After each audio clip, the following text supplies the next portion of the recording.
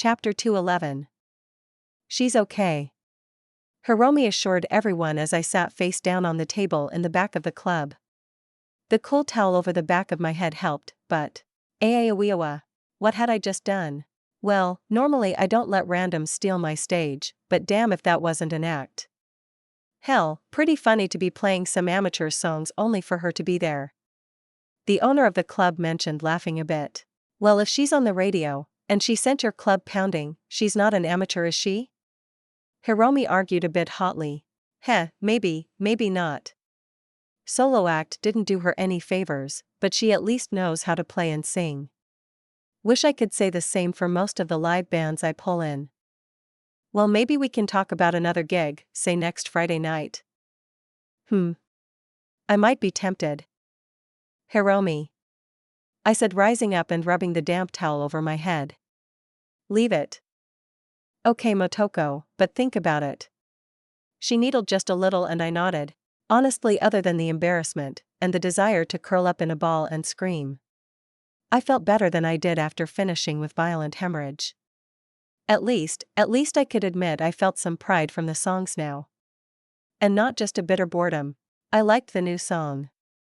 Malcolm offered, as I took in the fact both boys were sitting across from me. The first time I realized they were even here. Geez. I'd really been freaking when I finished up. Yeah, well, I played a more acoustic version, but it's a rock song actually. I stood up. I'm gonna head out. I'm tired. I decided, and Malcolm and Itchy sort of checked each other before shaking their heads. I think I'm going to stay for a bit. Me too. Both boys confirmed, and there was definitely a hint of excitement. Don't get robbed or worse. I ordered and then picked up my equipment, and headed for the back door. Hey, wait up. Hiromi called out and I hummed as she held the door open for me, which did help out. The parking lot was half full, people hanging out doing drugs that would get them kicked out, or just saying goodbyes, but I ignored that and popped the trunk on the Quadra to throw my equipment inside. Hey, Motoko. Alice called out, the boys with her just outside of her little van as they both walked over as they saw me. Jesus, what is all that? Jared asked as he looked into the trunk and saw my ordnance. Work equipment. I answered jokingly, as I threw everything inside and closed up. What's up, Alice? Fuck, just let us work with you. She asked, begged, and kinda demanded. All of it was there. A need. What? You need a band, you've got the songs, you got the talent, but solo acts aren't gonna get you what you need. We got a drummer, a bass, and I play guitar. You can sing. Better than me, I'm fucking done playing. I want to be more than just some Skopno life band. We're all dedicated, we all play. I realized that these three were serious. Listen, that dash, I started off uncomfortable at the idea of what Alice was saying. We can talk about it, but now isn't the best time. Hiromi called out, saving me like usual. Here's my number. I'm Hiromi Mitsunashi, Motoko's manager. I'm sure we can have a few practice sessions, see if you're a good fit for Motoko's songs and style before we lock anything in. I turned to look at my corpo, and couldn't help but relax a bit.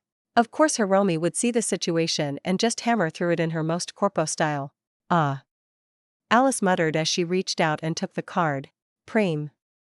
I'm getting out of here. I decided and started to do just that. Heading straight for the driver's seat. I wanted to get far away from this club. I'm coming too. Hiromi called out and I just shrugged as she climbed in. I'm not really heading home, want me to drop you off? No way. She cheered, smiling, and I just shrugged. Wherever you're going is fine with me. Alright, I guess. Yeah, that works. When you said you were tired, I wasn't expecting this. Hiromi muttered. I am tired, but I feel too wired to really relax, so I'm doing this. Then I struck and she deflected the blow and retaliated. I'd ended up at the dojo, figuring that swinging a stick around for a while would help me calm down. Hiromi had followed me inside, and now I was facing her with shurnai in both our hands. It had been a long time since I've seen her really use a sword. I struck out a few testing pokes, and she retaliated, and then responded in kind, the clack of the shurnai filling the empty dojo as only a few people were still around exercising at this time of night. Hiromi responded competently, but I recognized quickly that despite her practice with a blade, she wasn't a Musashi. She was competent enough though, and so I decided to enjoy the motion of my body. I felt my shoulders relaxing from the tension I'd had on them, and my face broke into a smile. Don't smile like that while whooping my ass, Motoko, it's making things difficult. Hiromi eventually gasped out, and I chuckled as we stopped clashing. You're doing fine. When's the last time you really practiced? It's been a while. Too long obviously, if you can beat me now. Ugh. That was fun, thanks Hiromi. Yeah, you seem better. Want to talk about it? I started only to stop, so I ran my fingers through my hair, scratching at my scalp. I don't know. It was unexpected. Jumping up onto that stage, no time to plan and just playing. It felt good. Better than playing for VH. Better than playing some boring song that had no soul. I was being a bit toxic. The VH songs were still songs, still written by a bunch of young musicians wanting to play through soul out. It just kinda wasn't good. Ugh, I felt like some stuck-up asshole. Maybe I just wasn't into whatever genre VH played. You were amazing up on stage, you know? Hiromi offered, and I just. It was nice to hear. I liked being good at things, but it felt so weird to do musician stuff. Thanks. I decided to say, but then held out my shurnai. But you need some practice.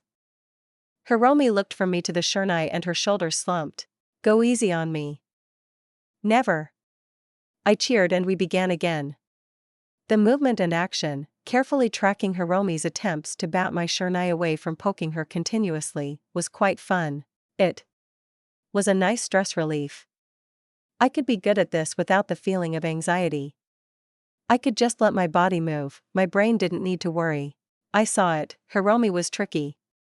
She lashed out with her blade below my vision, well it would be if not for my karoshi, and I tapped it twice, once on the top to knock it away and then another lower down causing her to stumble. Then tapped my blade on top of her head. Boop. I laughed at her stupefied look as she glared at me for a moment. And then I stilled. 100 reflex XP gained. Reflex leveled up. I felt my muscles tense and relax, a shift in how I held myself, and Hiromi seeing me stalled out for a second, lashing out. I bent backward almost casually, and then stepped past her, my shurnai not even raised as I spun with her as she tried to swing down on me, another duck to the side and the blade went past without even ruffling my hair. And then again. Okay, now you're just being mean. Hiromi huffed out as she stopped swinging. I reached out before she could react and lifted her up and spun around. Ha ha ha. I cheered happily, ignoring Hiromi's squeak of surprise before setting her back on the ground. Hiromi, you're the best. I told her. Reflex 10 was huge. I'd finally done it. I could grind out handguns, or blades. And all the other skills. Maybe I'd finally take the time to grind out driving as well. That skill had been on the back burner for a while. Blades first. Again? I asked eagerly as I took a few steps back and held my shurnai out, but Hiromi just huffed and hugged herself. Her face was a bit red. Did I surprise her that much? Was she angry because I had beaten her? I'm good for now, Motoko. You seem to have cheered up. She said, and I blinked. I guess I had. We left the dojo not long after and I drove Hiromi around to grab some food and we just ate it while parked laughing at drunk people stumbling out of clubs and puking all over the sidewalk, ruining any hope of them being cool. Look at that one. I cheered as a lady completely bent over in half, her massive stilt heels keeping her upright, and she puked basically backwards through her own legs. Gross. Hiromi cackled as she stuffed some fries in her mouth. I grabbed some and joined her, both of us laughing at the disaster people. Thanks, Hiromi. I said after a while as we ate. What? For saving me when Alice asked to join my band. I don't even have a band. I thought you wanted to be called Standalone Complex. That's. I looked away. I had said that. It's different when it's just like a solo band name and an actual band name. Honestly, Motoko, I don't really get your discomfort. I mean, it's funny and cute, but you have nothing to be embarrassed about. You rock. I didn't know how to explain it. I had no talent with music before.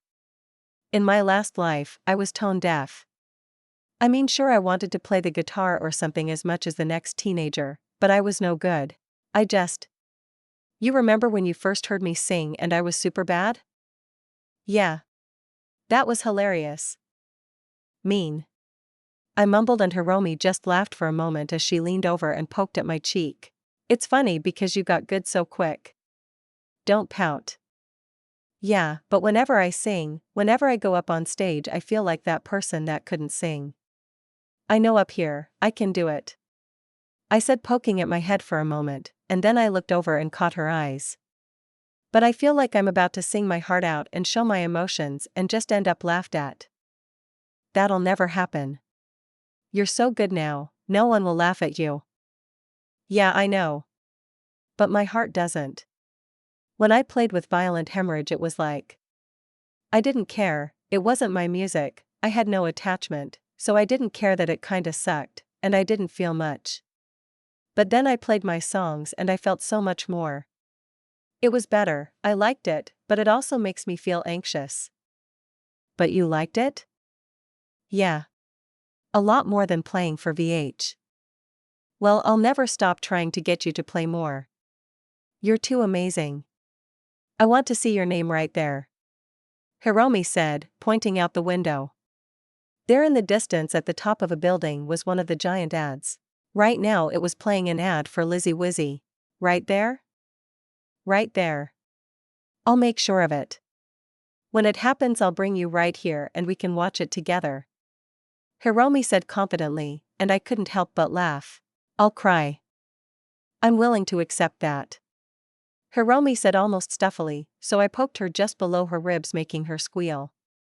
No. I guess I'll just have to keep playing music so your little idea comes true. That's right. I promise. So you can't make me a liar, Motoko. Hiromi offered back and I couldn't help but laugh at her. You're such a corpo. Making me live up to a promise you made. I'm your manager, that's my job. Gotta whip the talent into action. She teased me and I just laughed along with her.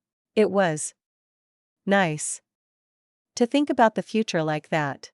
Well, you'll have to schedule stuff around my mercenary contracts. Pfft. They won't be able to afford you once you get going. I like doing it though. I countered, and she scoffed. Fine, I'll just set up a group to watch your back. We can call them Section 9, or something, a couple idiots, one with a car, the other with a car that he doesn't know how to DRI-dash.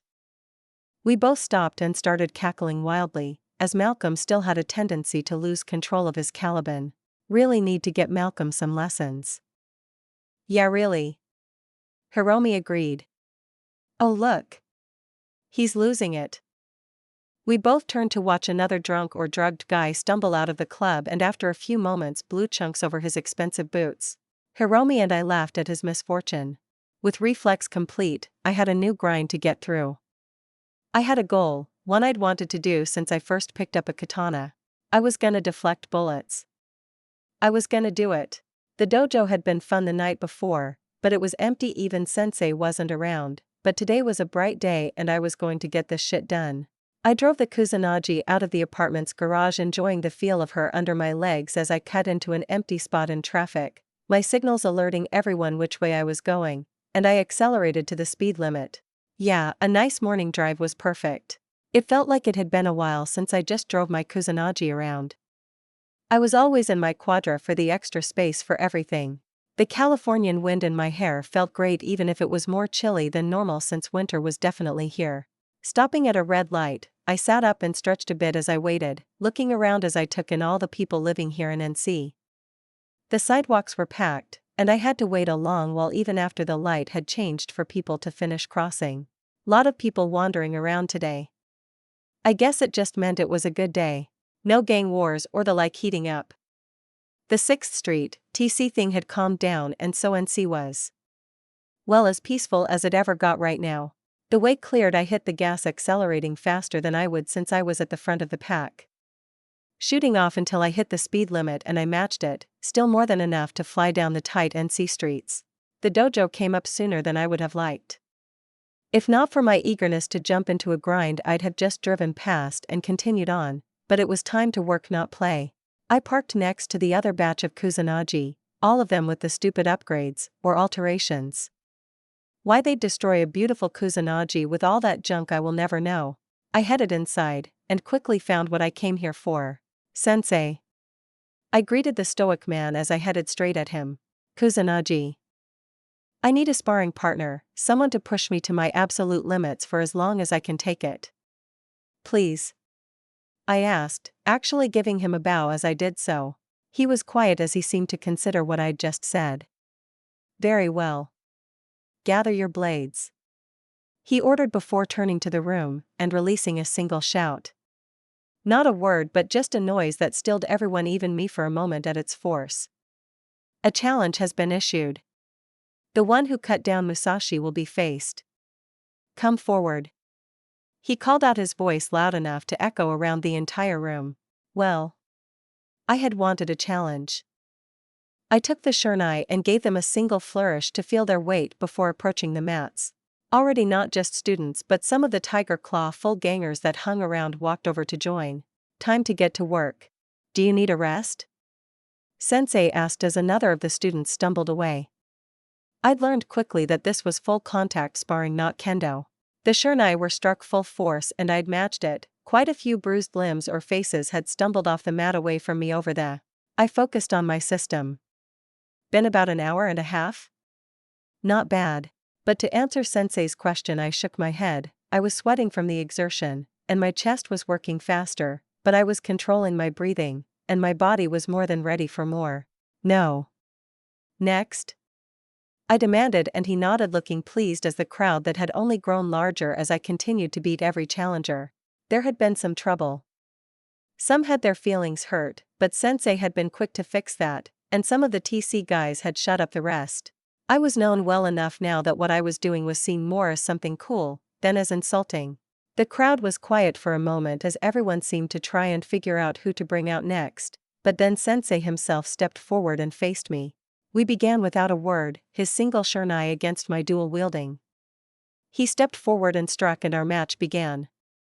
I'd fought him before, but I was much more competent now. My body easily deflected his quiet, powerful blows, and my skills were high enough that he wasn't just teaching me but actually facing me fully. The clack of our shurnai was quite loud, a repeated noise as I swung and stabbed and deflected. Forced back, before shifting my style a bit to focus on more fast-paced swings. Back and forth, and neither of us actually got a hit on the other. Sensei was truly a skilled swordsman. It made me wonder what he was doing at this small dojo instead of as some Arasaka ninja or something, but then again, who says he wasn't? I wasn't the only person that moonlighted as something else. But I was also tired. Hours of fighting was enough to drain anyone, and I mistimed a defense and got a bonk on the head that sent me stumbling back a bit. I believe that is my win. Sensei offers out, noticeably more out of breath than normal. Heh. I offered him with a smile because he'd gotten me another XP alert. Seems so. Again? I offered and I noticed he actually seemed surprised. Still more? Yeah? I'm close. I can feel it. I told him, lying, but it was accurate enough. I see. Then you will face the challenge again. He called out and everyone looked surprised, but eventually one of the first boys I'd fought stepped forward and bowed to Sensei and then me. Oh, we were going through the whole thing again? Okay. I grinned and raised my blades. The other guy swallowed and raised his. A towel dropped over my face wasn't exactly the most comfortable thing. Thanks. You hit your limit. There is no shame in it, but do not overdo it again.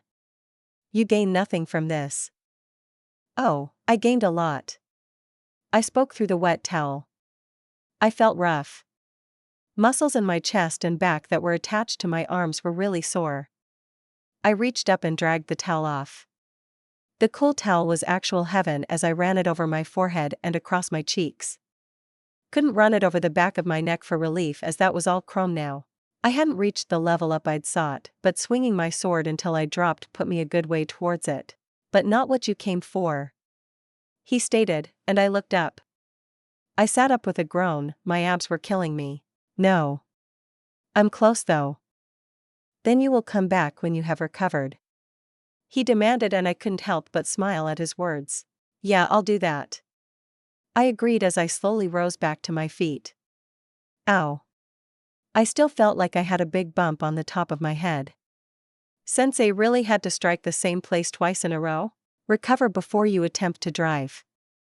I will not condone you dying in such a way," he told me, surprising me as he turned and walked away. "Huh. I think he kinda liked me? Finally up, Motoko?" One of the boys I'd fought twice called out as I stared at Sensei's back. Yeah, not feeling so overheated anymore." "Come on then, we're grabbing some lunch from the stalls. It's on us, as thanks for the lessons." The much older guy smiled at me happily, and I had a serious sense of disconnect because usually the TC guys were glaring at me at this point. "Sure." Chapter 212. I slurped the soba noodles as the tiger claw guys around me all joked and chattered about whatever their discussion drifted to. The soba was good. I'd had noodles here before, but it had been since June and I stayed at the dojo, so it was a good memory. The weirdness of all these gangsters joking around me without issue was a bit strange. Did you see his face when she just locked his blade and slapped him in the face with it? Oh, shit, I was howling inside. Couldn't actually laugh in front of Sensei, but if I didn't have some chrome, I think I would have broken a rib. The boys all laughed and joked as if they were normal people and not, well, murderers and gangsters. What a weird situation. I slurped my noodles and looked over. Men that would happily do terrible things to others were joking and acting normal. It reminded me of a song. "You'll never know the murderer sitting next to you," I half whispered and half sang before stuffing my face with noodles. "What's that?" I asked, looking up before quickly swallowing the mouthful. "Nothing, just a song stuck in my head." "Oh, that's right. I heard the Oni mention it. You're a rocker boy too, right?"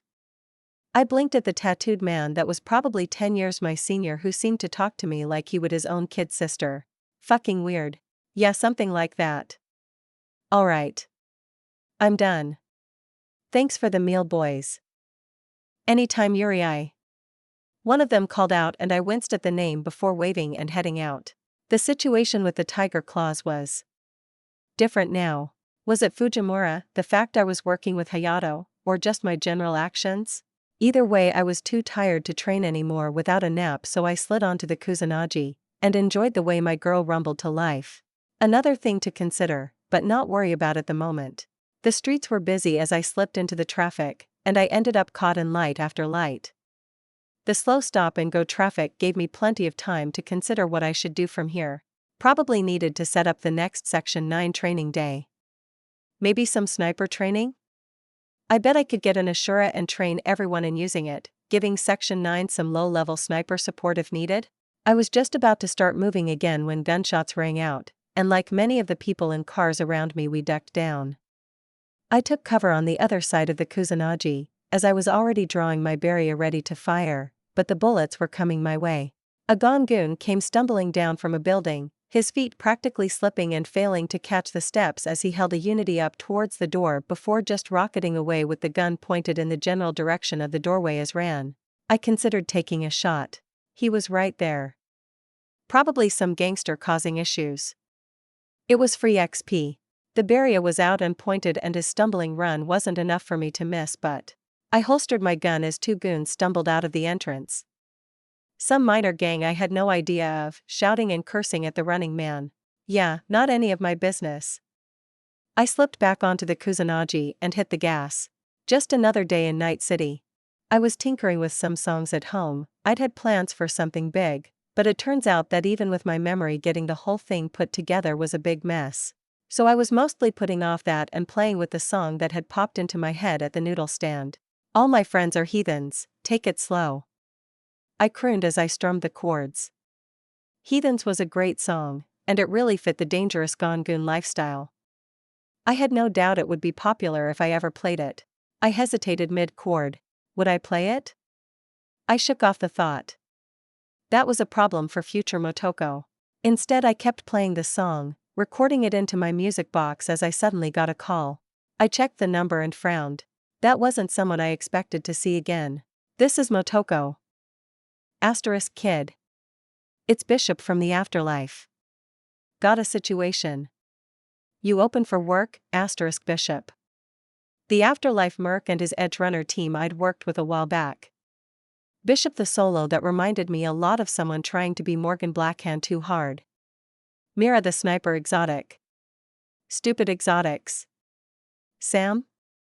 It was Sam something, their corpo front, and Hawkase the street samurai. I'm kinda just hanging out, what's the sitch? Asterisk Sam got clept trying to have a meeting with a corpo contact. The meeting didn't go well. We need to bust him out. We're on a time limit before Ion Frontier decides he isn't worth trying to get info out of. I remember you're good at sneaking around asterisk. Pay? I asked, instead of what I really wanted to say, which was hell yes. Rescuing a gonk from some corpo sounded like fun. I was already setting my gear aside and reaching for a max stock. My muscles were still sore from earlier, but a max stock would make up for not taking a nap. I'll pay at the afterlife rate, with hazard pay, I hummed, because frankly I had no idea what that was like, but I was already in my room grabbing some stuff. Copperhead? It was bulkier, but corpo security tended towards body armor. All the better to take out any street kids causing trouble. No. I looked at the two katana I had resting against the corner of the room. My older thermal katana, and the much higher quality, but also more brittle Musashi blade. Infiltration ninja? So you in? I'm in, I agreed, grabbing my thermal blade. I liked the brutality of it more. Sliding it into my belt, I turned and headed out to the living room, and slipped on my boots. Where are we meeting? Asterisk I'll send you the deets. Talk to you when you get here kid asterisk. Yeah, I grumbled as the call cut off, and I hurried out of the apartment. Time to have some fun. Normally I would have taken the quadra, but traffic was still pretty rough right now, and with a time limit I couldn't just amble along. My Kusanagi roared as I lane split, and then cut into a turn lane as they had a green and then cut over to keep going straight. The maneuver had me laughing a little. 100 driving XP gained. An alert meant it was well done, I guess?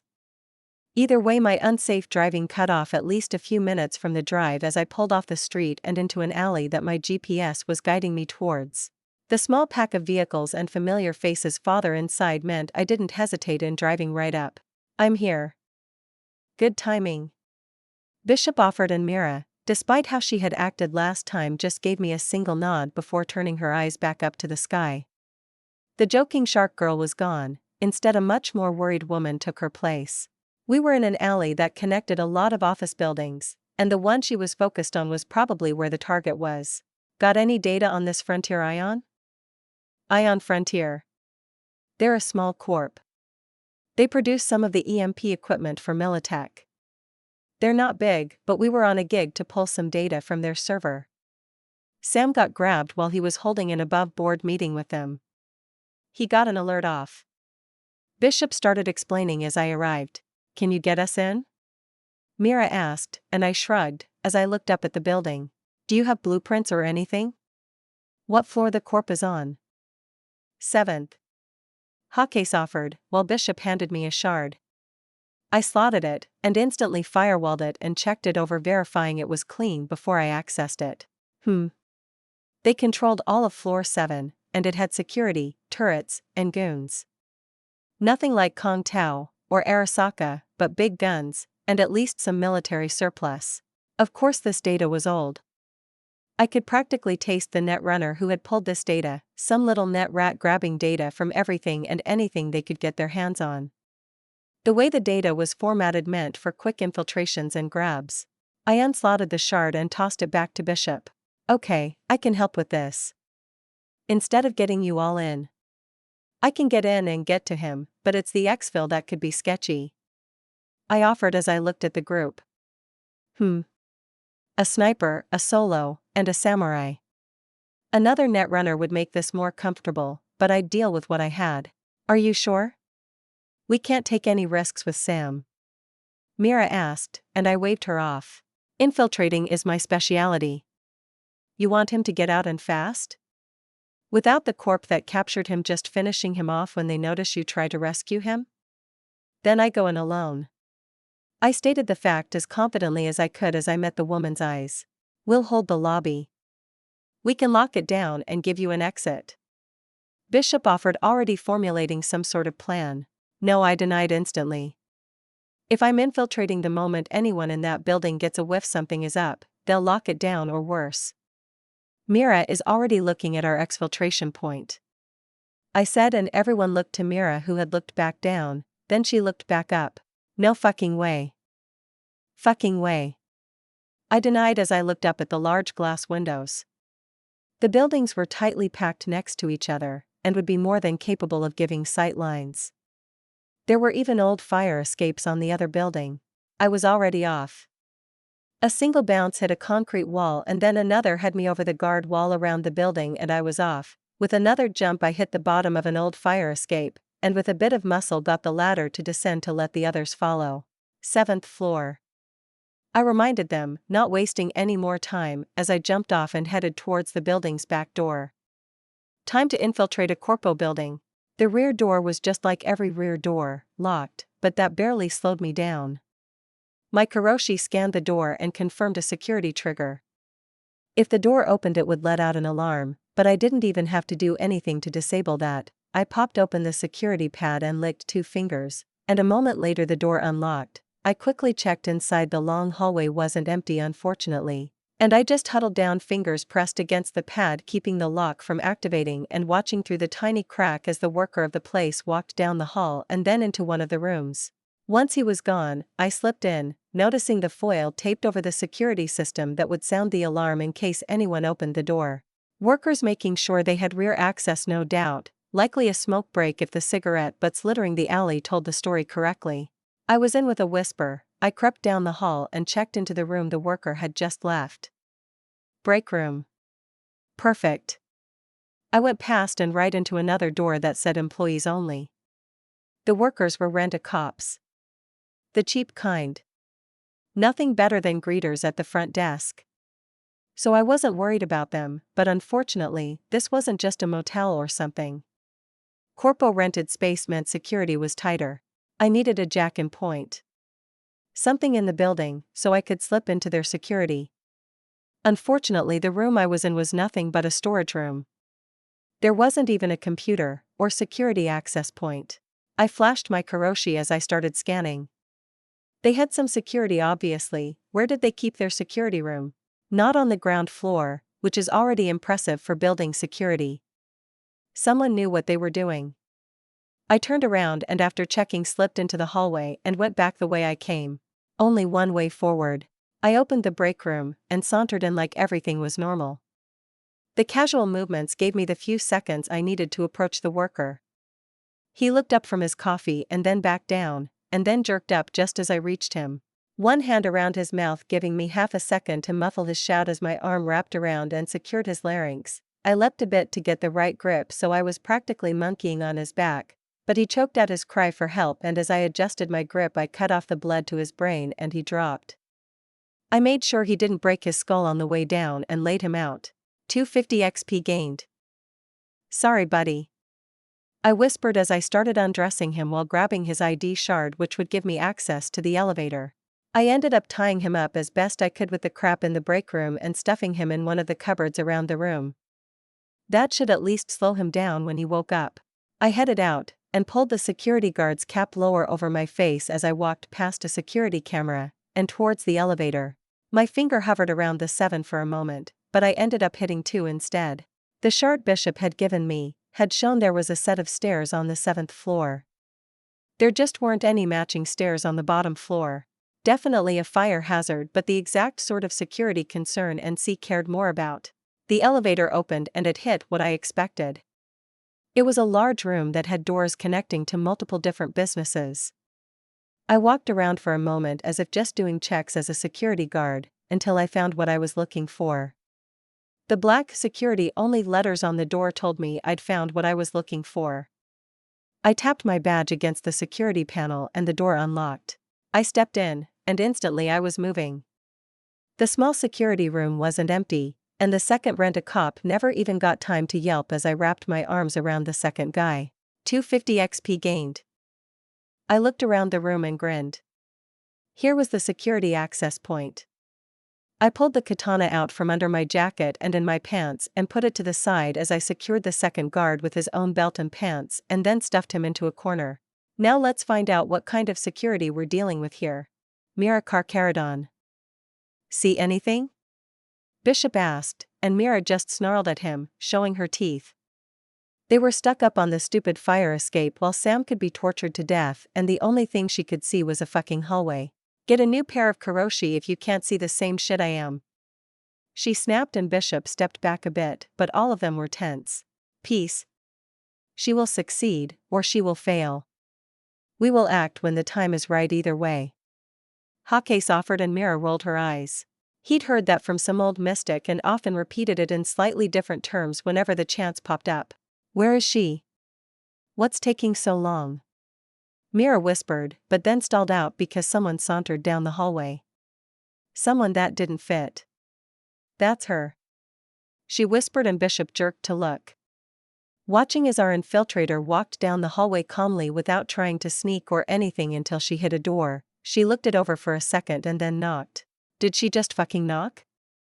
How is that sneaking around? Mira hissed and Bishop had no answers as the door obviously opened. A moment later there was a blur and the girl was no longer unarmed as her katana was out and having just finished a cut. A fine cut. Hakase muttered the blade-obsessed gonk, sounded seriously impressed. Mira could just make out the blood as the girl walked into the room. I guess she's doing okay then. Bishop whispered and Mira took a breath. Okay. The kid was good enough to be in the afterlife. Trust in that. The slump of the body hitting the floor would have alerted the other two guards in this security room that something was up, if I hadn't already moved through the room. Thrown knife, into guard 2. He was stupid enough not to have his helmet on, and the knife thunked into the back of his head, as the katana slipped through the spine of Gonk 3. 500 XP gained. 500 XP gained. 500 XP gained. I drew out my blade, and retrieved my knife as I walked over to the security terminal. The second floor mall cops had some of the building's security, but this floor was a black wall to their systems, but between their data, and the shard that Bishop had given me, I'd had everything I needed to get around up here. Corporate offices weren't exactly black sites. It wasn't hard to slip onto the floor through the stair access and head straight for the security office. With these 3 gone, and the security terminal, I should be able to disable all the rest of their defenses. I looked over the gonks for a moment. Yeah, the armor was crap. Old Militech stuff, but I doubted they'd even bothered to change the inserts since they bought them. On top of that, these guys weren't ex-soldiers. Just hired goons. I slipped into their network without any trouble. Old Militech firewalls. Nothing that would slow me down, especially not from inside the network. I blinked my eyes and had access to all the camera systems, as well as the personnel IDs. The data shard from Bishop had mentioned the corpo that Sam was coming to meet, and there he was. Alongside 2 other security guards. Well now. I pulled out of the system and walked back out to the hallway. I was clear for now, so I checked out the window. I could see Mira, and the others looking at me, but I ignored them. I could take the elevator, the stairs, or right here. The window wasn't bulletproof, we were too high up for that to really be needed. My katana heated up as I slowly poked it through the glass, cutting out a weak point I could use. I could see the 3 of them watching me, probably thinking I was crazy as I cut through the glass to weaken it for later. Once I was satisfied, I headed back and turned a corner, slowing a bit to stay silent as I approached an open room. There were 2 more inside. I did a quick peek and then I was across the door without anyone noticing and moving on. As much as I wanted the XP, no point in killing a bunch of civvy workers. Sneaking around this office was kinda odd, but now that I had vision on everyone it was a simple job to just keep moving. Finally I reached where I needed to go. A hallway that had a locked and secured door. 2 security guards outside, and another couple in, along with the man that had last been with Sam, so probably he was inside. I loosened my katana in the sheath and then simply activated my Sandy. Everything slowed as I rushed out down the hall. A blur of motion that the guard's organic or cybernetic eyes were just starting to catch when I reached them. I skipped the first guy. Instead, my cut as I pulled my katana from the sheath went through the second guard just under his helmet and all the way out and through. The return cut had me bouncing a bit back, slicing through the second guard's throat before bringing it back around and stabbing through.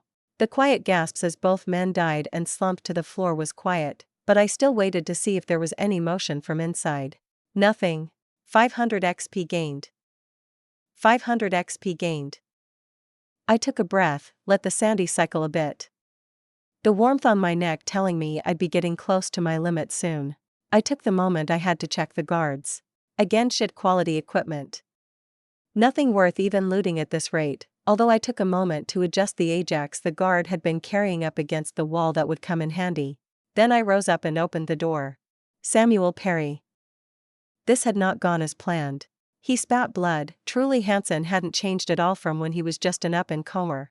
Now, my old friend, you know I don't like doing this, but I need to know what gonk fuck shitstain thinks they're going to steal from me? Just give me the name and I promise I won't just throw you in the trash. As a respect for an old boss. Hansen was lying, of course. The moment he cracked, he would get a bullet and a quick toss into the nearest trash can. Hansen had always been a piece of scop. He breathed out, painfully, his ribs were killing him. His pain editor was working, but he didn't want to turn it on fully. The fact was, letting it hurt meant that Hansen was enjoying playing with him, and if he thought it wasn't working, worse things than just pain would be in his future. Just tell me, Sam, that's all I want. Hansen lied with a smirk that wasn't even trying to hide that fact. Come on, Bishop. I have enough contacts, I'm valuable enough to get out of here. Come on, Mira, I know you like me. Force that cold bastard to come rescue me. The door opened, and for a moment Sam didn't really register it. Why would he? It wasn't the first time the guards had swapped out, or Hansen had left to take a leak. But then as Sam opened his one good eye, he couldn't help but blink at what he was seeing. Who was that?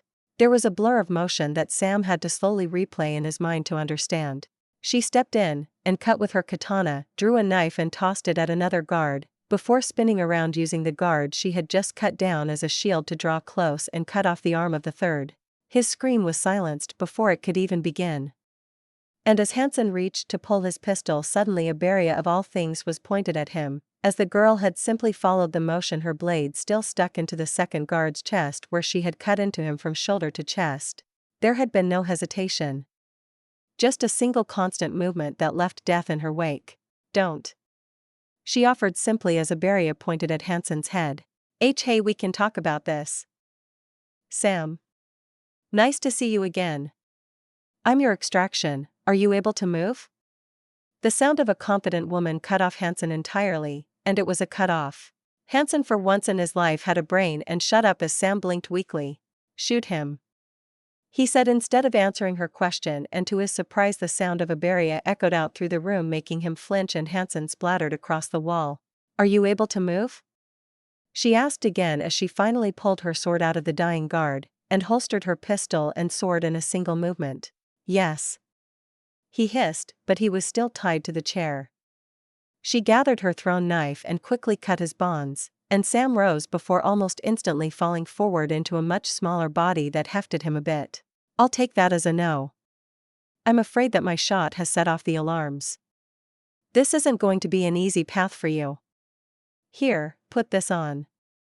She plopped him lightly back into the chair and a moment later put something on his head. One of the guards' helmets? All right, time to go.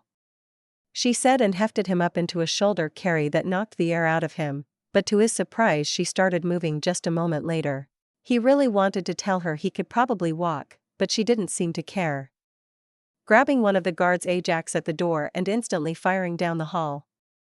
Sam couldn't see anything other than her back as she started jogging, which hurt, but he could hear a scream of people not used to being shot at. She hurried on and then around a corner. And again firing every once in a while and sending people screaming. Okay, hold on. She ordered, a bit strained as he heard gunshots, the rest of the magazine going off, and the sound of shattering glass.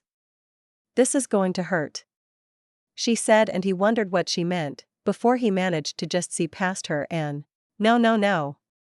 He managed to gasp out, but she didn't stop as she raced for an open window and leapt. Her shoulder plowed into his stomach as she leapt, and that hurt. But then they were weightless for a while before suddenly they slammed into something metal and very painful. Ow. She muttered after a few moments when to his surprise they didn't keep falling despite the fact he was looking down at a long drop. Hold on.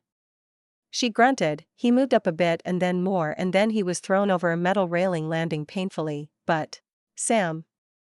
Mira was there grabbing at him, and Bishop and Hawkes too. Fuck. The woman rolled over the railing and then slammed into the ground next to him. She was breathing heavily and she rose wincing as she grabbed her ribs. Not doing that again. She muttered as she stood. Let's go. Bishop ordered, and he and Hawkes grabbed him, and then there were a lot of stairs, but he was free. Chapter 213. I ended up following the group to their Ripper, in some upstairs clinic. Sam was put into a chair and instantly filled with drugs, which had the man relaxing and falling into a listless sleep. Thanks again, Bishop said to me, as we all watched the Ripper go over Sam, scanning and looking him over. It was fun. Don't get to sneak into a corp office like that very often, I said simply before looking at the older man. His eyes hidden behind a set of glasses might give him some protection, but I could see the relief in them even so.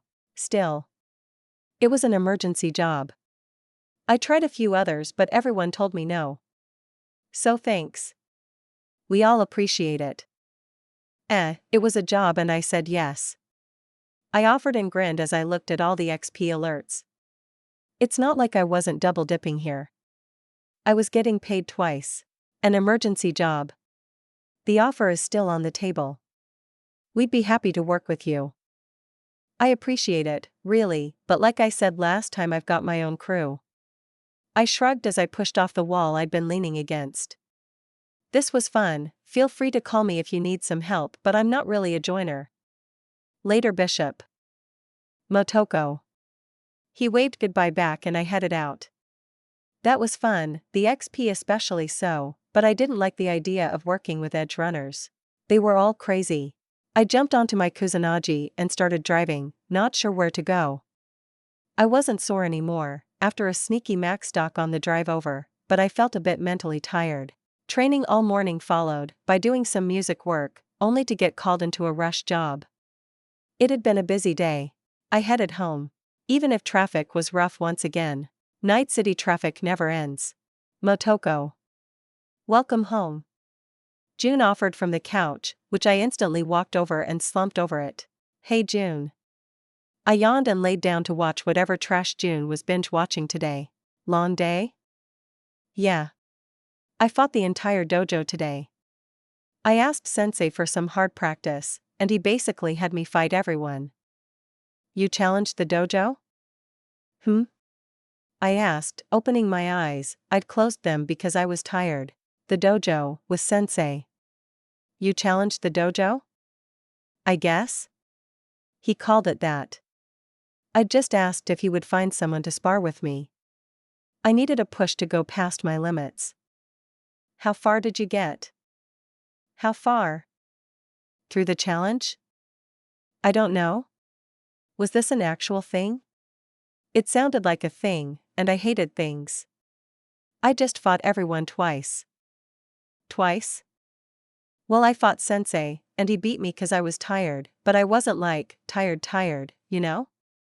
So I asked for more, and Sensei said the challenge was happening again. Motoko.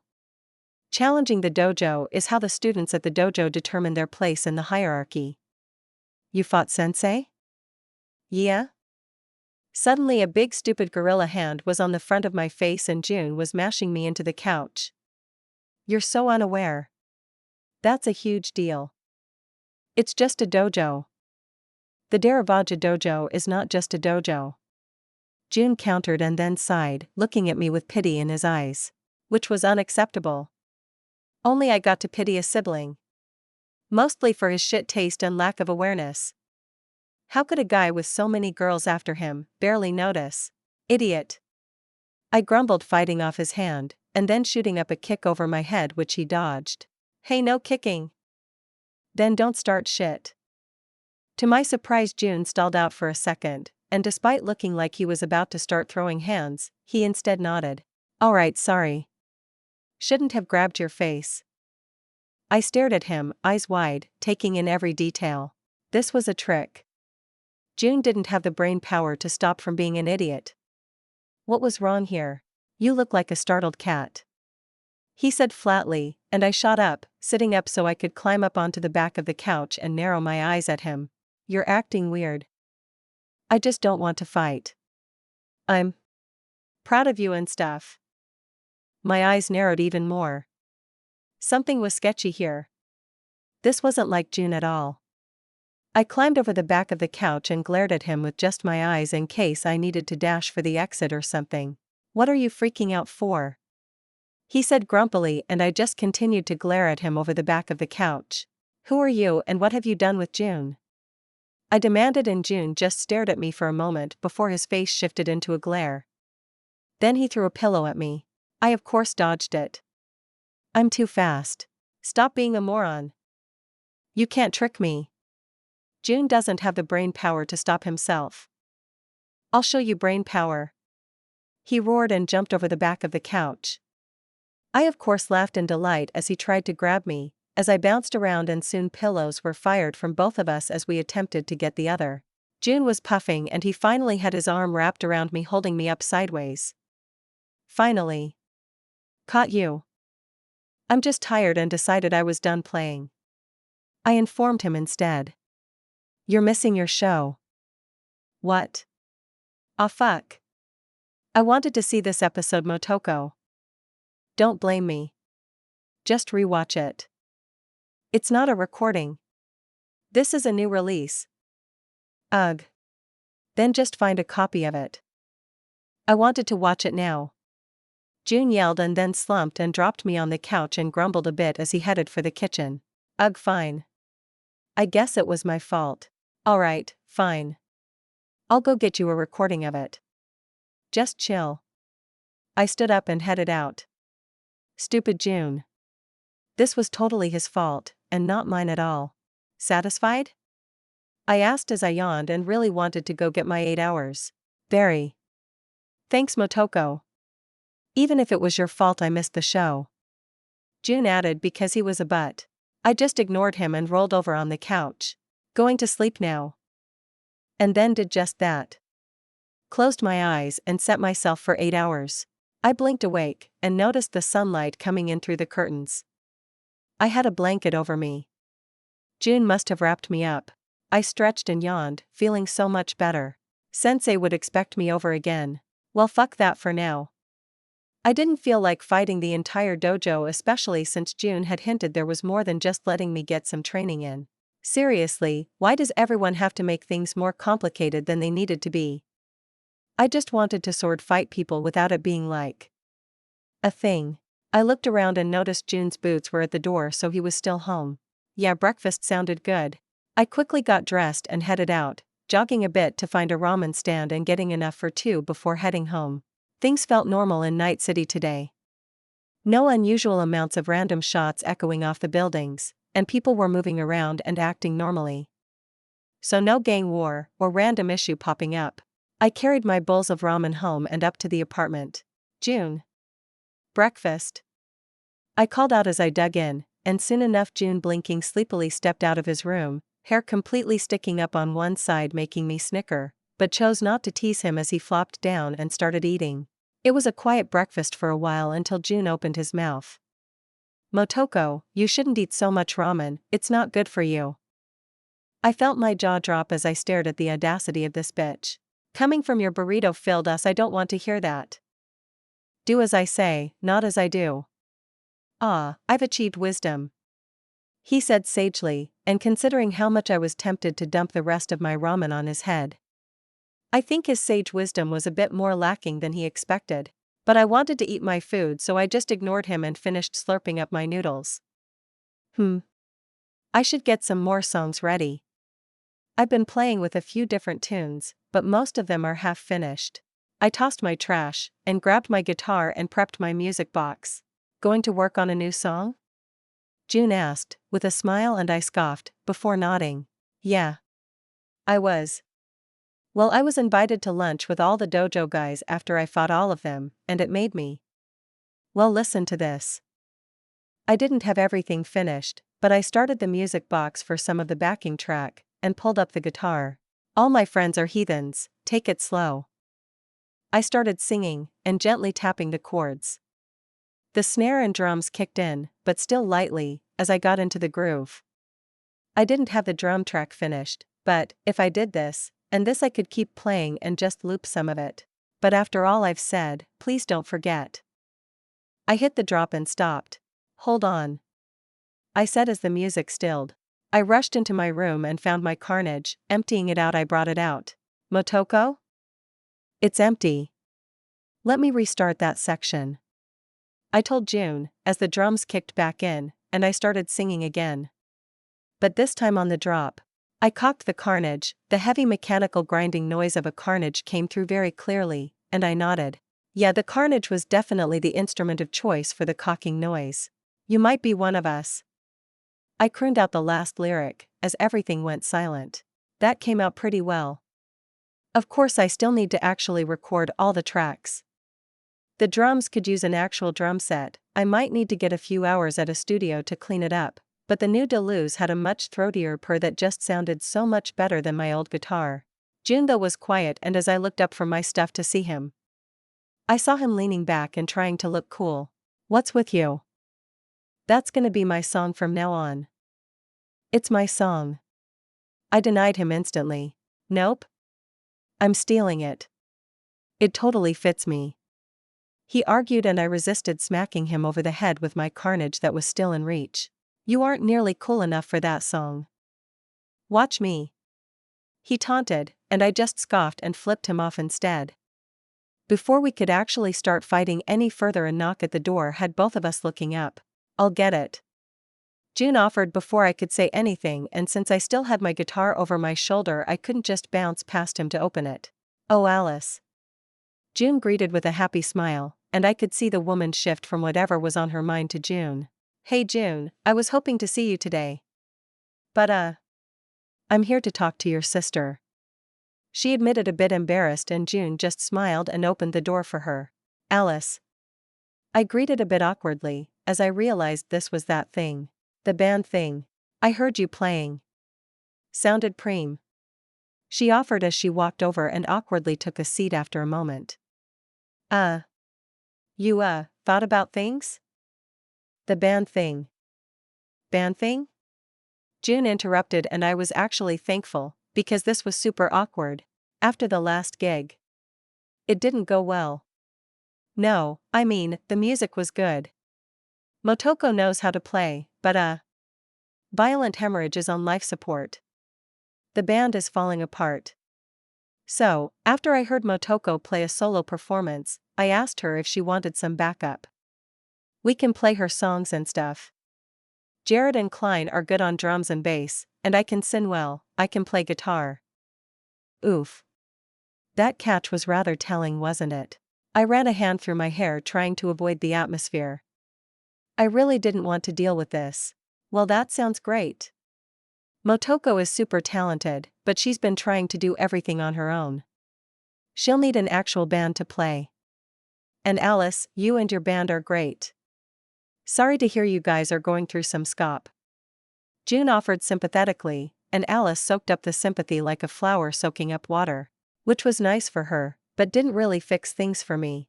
I'm not sure I really want to do the band thing, June. It's awkward. You're shy about the weirdest things. June instantly shot back, and I felt my hackles rise up. I'm not shy. I'm an awesome badass. Look how cool I am. I waved at myself. June looked me up and down, then snorted. I was reaching for my carnage to start beating a dumb brother's head in when Alice spoke up. I think I get it. It took a long time before I decided to turn my music into a career. Before that I just played and sang for myself and my family. But if I can say, Motoko, you obviously love it. Playing music, getting up on stage. I don't know if I do love it. I denied, but the girl's knowing look was hitting a bit too close to home. I didn't need her telling me what I liked. I just thought it was exciting sometimes. It's not like you have to listen to us. Violent Hemorrhage as a band is done. We're falling apart at the seams, but we can be your backup. It's better that, than nothing. She admitted with a rather painful sigh. Listen. I'm a musician. I'll do music work for cheap. I'm not ready to give up on my dream of being a musician. I stayed silent, as Alice finished her offer, and I could see June looking from me to Alice, and seemingly waiting to see what I would do. My hand went through my hair. What to do about this? There was a large part of me that wanted to deny her right now. Part of it, I just wasn't sure if she could keep up. I had a lot of songs, different genres, and more that I wanted to play, and I wanted them to be perfect. But there was an element to a band that I would always be missing. So instead I played the opening chords to Heathens. Copy that. I told her, and offered her the guitar. If she wanted in, then she could help. She blinked and nodded, taking my Deleuze, and throwing it over her shoulder. Soon she started the chords, and I clicked when she flubbed it. Do this instead. I guided, and soon she got it, and so I readied the music box, set up the drums that I was controlling through my connection, and the apartment was filled with music. Did I want a band? No. Did I need one? Also no, but should I get one if I was going to play music on stage again? Yeah. I probably should. It was a bit of a bitter pill to admit to myself that I wanted to be on stage again. That I liked it. I didn't appreciate my nose being pushed into something I was trying to pretend didn't exist. Fine, whatever. I'd whip this band into shape, and we'd play some music soon. But first I needed Alice to prove she could play this song. So you decided to accept? Hiromi asked, practically buzzing. I'd picked her up after school and I was driving her home while we chatted about the violent hemorrhage issue. Yeah. I wasn't sure, but okay, don't give me a look or say anything, I know. I liked getting up on stage. It's embarrassing and I feel like I want to die every time I think about it, but when I was up there playing music, it just clicked. Okay, I won't say anything. Eee. She instead squealed, which was just as bad, but that was Hiromi after all. Yeah. Anyway, I agreed to bring Alice and her bandmates on. I'll get a contract set up. Do we really need that? I asked, and instantly quailed at the look Hiromi sent me.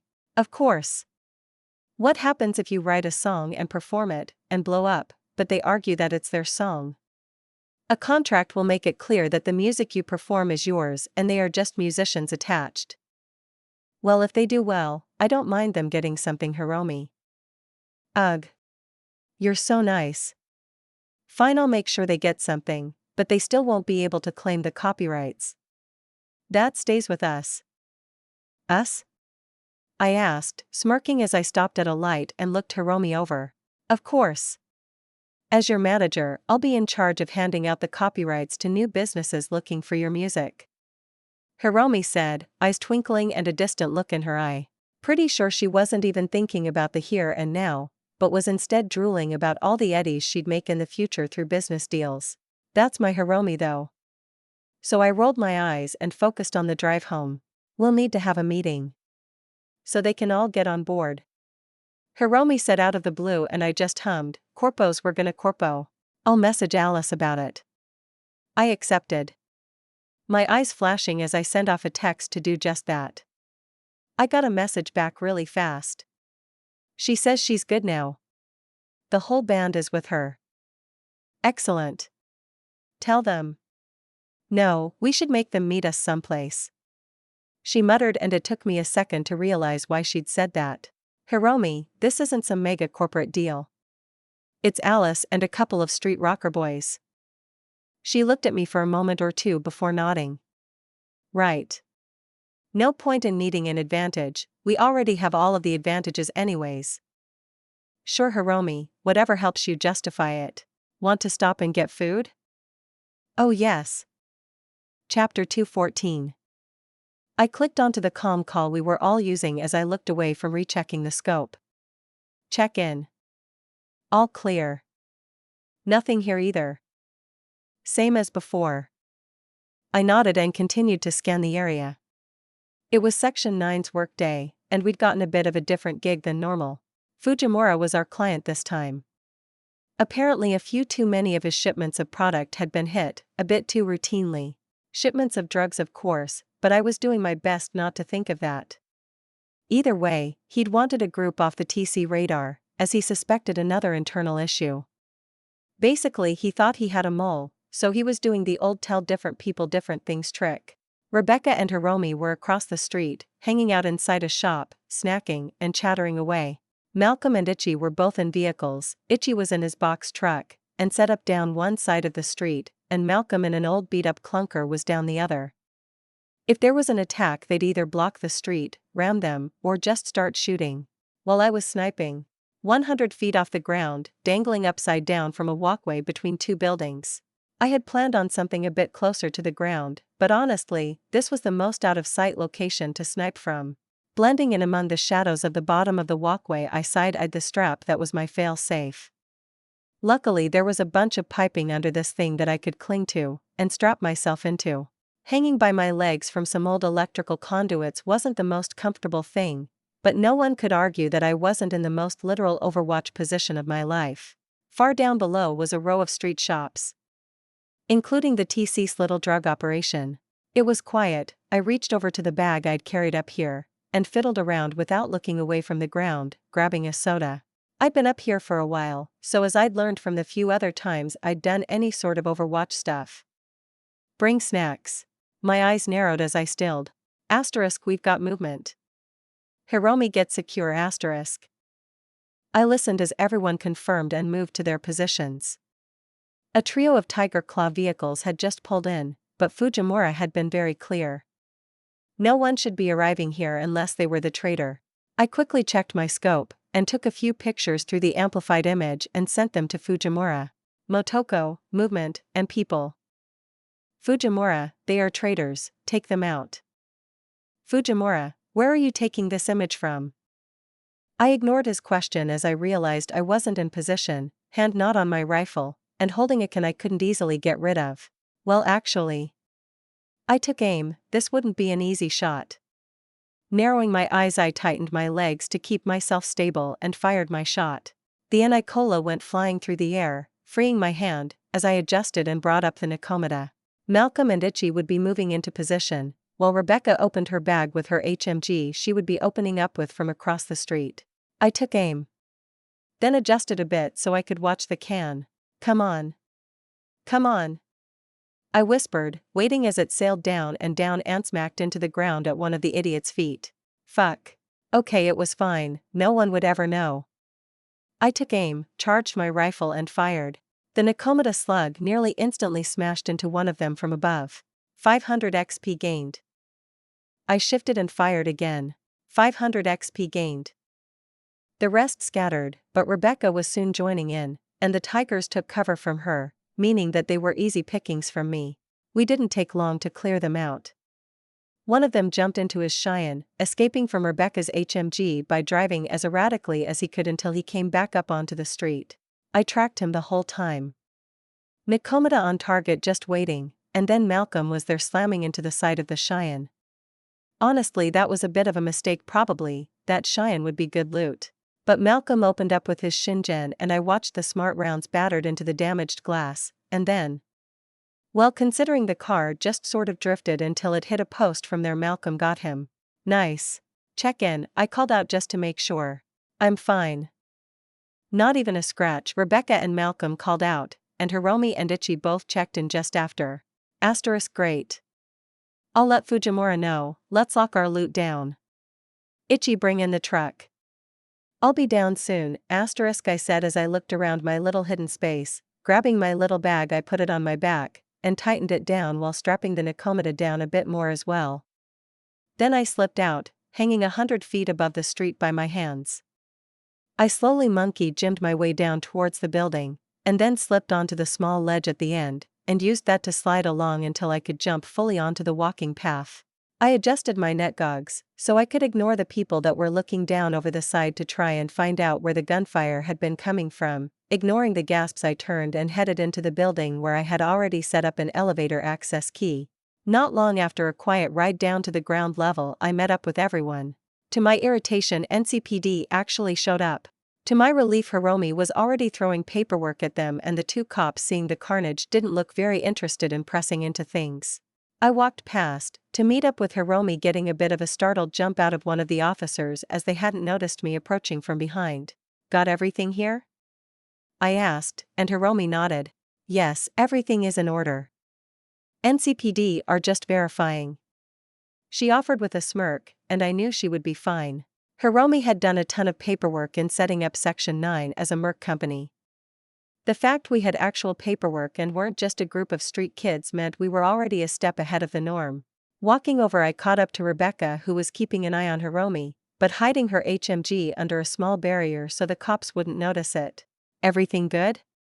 she asked me, and I nodded. "Yeah, Hiromi has got it." "How's cleanup?" "Not great. The cops got here quick. We didn't manage to get the good stuff just yet. Malcolm and Ichi managed a few chips, and the weapons. We might lose the vehicles." "Maybe." I agreed and walked on, to check on the boys. Both of them were sitting in the back of Ichi's truck, and I noticed a pile of boxes and things stacked up just behind them. "What's behind the boxes?" "Nothing. Especially if it's a cop asking," Malcolm told me with a smirk, and I couldn't help but snort. The two HMGs that were in the back of the van just in front of the boxes would make a pretty firm fuck off for anyone that wanted a peek. "Alright. We might go light this time, but I'm going to see what Hiromi can do." "You got it." Ichi agreed, already looking bored, but pleased. "This would be good eddies for us. Now it's just time to wait." "Ugh. Sorry." I told Rebecca, who was hissing and spitting in irritation at the NCPD. "It's fine. Whatever." She grunted as she continued to kick out with her legs like she was killing someone. Hiromi had got us out without issues, but the bodies and vehicles had gone straight to the lotto. Well, the bodies and cyberware anyways. I'm fairly confident those cars would end up sold back to the TC or something. Either way, we got out with some loot, and we had completed a gig. Quick and easy eddies were my favorite. Especially when I got to kill some gonks for XP for it. We were set up down the street, having left the crime scene as the cops called it once everything was cleared up, just to avoid any officers deciding to search us, or something. "I've spoken with the client, payment has gone through, he is very happy," Hiromi called out as she stepped out of the quadra that she'd been camping in. "Hell yes." Rebecca was the first to jump up and shout. Her previous bad mood completely disappeared as she laughed into the air as Hiromi started passing out eddies. "Well, that was fun. Glad this wasn't like a multi-day thing again," Malcolm called out, stretching as he threw a soda into the trash. "We want to have a party tonight?" he asked, but the general sense was pretty meh. While this gig was easy, it wasn't like we did anything super cool. I offered, only to get jabbed in the ribs by Rebecca. Says the insane girl that was hanging from the sky. "Yeah, that was pretty cool," Ichi added, and Malcolm flatlined a gonk. "Hell yeah, I did." Malcolm laughed, thankfully unbothered by his murder. "Sorry everyone. Motoko already agreed to something if we finished fast enough. Right? Right? You'll still do it? You aren't too tired?" Hiromi jumped on me, literally jumping on my back as she hugged me tightly and begged. "I'm not too tired. So I guess I'll still go." I agreed, and Hiromi cackled in my ear as she kicked her feet. What's got Hiromi in such a good mood? "Eddies? Motoko is going to finish a new song. It's gonna be a hit. We got Violent Hemorrhage to help play it. I'll call Alice," Hiromi said, and out of my extended vision I could see her eyes go yellow as she made a call. "When did you get close enough to just call Alice?" I whispered, even if I knew. Hiromi had forced the poor VH guys into a meeting for a contract. The fact they'd all signed had been surprising, to be honest, but well. I had a band. I exhaled, not even bothered by Hiromi's weight as she continued to hang from my back and giggle into my ear as she spoke to Alice. "New song?" Malcolm asked, looking interested, and I just shrugged. "It came to me the other day while I was hanging out with a bunch of Tiger Claw guys after I hit the dojo. I got it all ready, just need to play it all out, and record it." "Huh. Mind if I come?" He asked and I blinked and instantly nodded. Course you're always welcome, Malcolm. Oh, me too. Me too. Rebecca called out and I turned around to see her jumping up and down on the back of Itchy's truck. I mean, if that's cool, like Malcolm. Rebecca, chum, you're always welcome as well. I said and then I slumped. As I felt my cheeks redden. They were going to hear me play again. With other people. Ah, Strings is all shy. Rebecca teased and I just walked over ignoring that Hiromi was still on my back and picked her up, tucking her under my arm like a piece of luggage. Wah hey. Put me down. Kids shouldn't talk shit unless they want to face the repercussions. I told her, and she wiggled, disrupting Hiromi a bit who slapped my shoulder. I'm older than you. Details. I offered airily, as I walked around a bit just to prove that Rebecca was completely trapped. Heh. No wonder June picked me up like this so much it was funny. He can never know. We arrived at Denny's music studio. Honestly, we could probably go somewhere cheaper, but something about the place really called to Hiromi, so here we are. A bunch of street kids, half the age of normal men and women that would walk these halls. Luckily Hiromi had already paid for our time, and so there was no issue with security or the people already here. I did get like usual an upraised eye as I moved to the room we had rented. I stepped in and noticed that thankfully it was already full. Alice and her chums were already here. Jared, Klein, Alice. I greeted as I stepped in and settled my music box and my Deleuze to the side. Motoko, and chums. Alice greeted, her two chums nodded as they looked over my chums. There was tension, as two groups met each other and realized there would have to be some relationship but no trust yet. That actually fit the song we were going to play all the better. I might have to figure out some way to use that, for now I nodded at the three. Okay, I got a song all set, I'll need drums, bass, and guitar, I'm going to be doing a lot of synth and some piano work. Hiromi, can you get a keyboard and drums from the instrument room? Yes. She cheered and instantly reached over to grab Itchy and Malcolm and pulled them out. I looked back over the three. Any questions? I asked and the three all looked to each other and then to me. A few. Alice decided to speak and I nodded. As I headed into the recording studio. Alright, well, get asking. Rebecca, chill anywhere. Hell yeah, I will. She said, smirking as she took a seat on top of an amp looking around the room. So you already have a song? Prepped?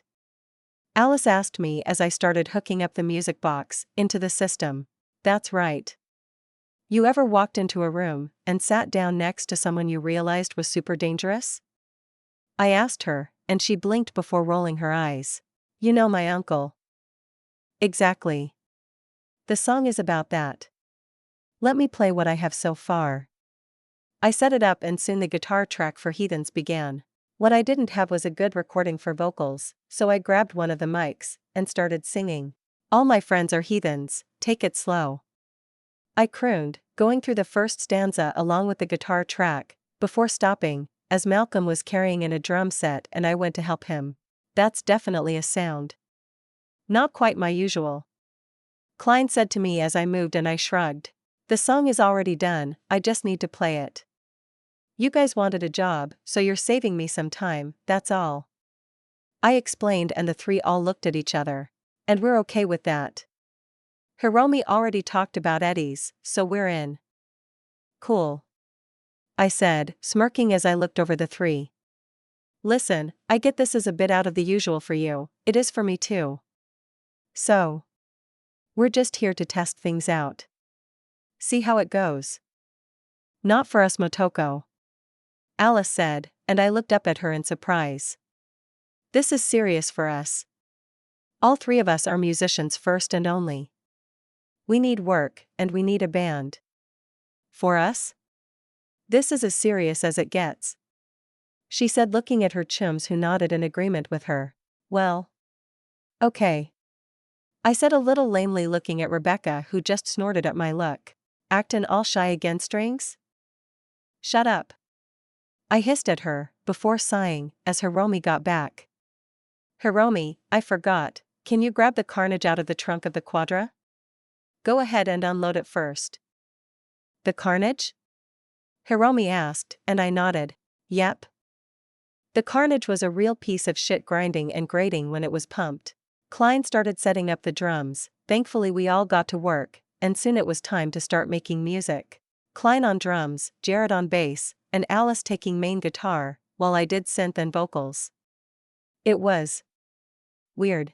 Alright. We're going to get the drums down first, let's start on the opening. I started and basically guided Klein on what I wanted. It took a few times, but he was competent enough to get started.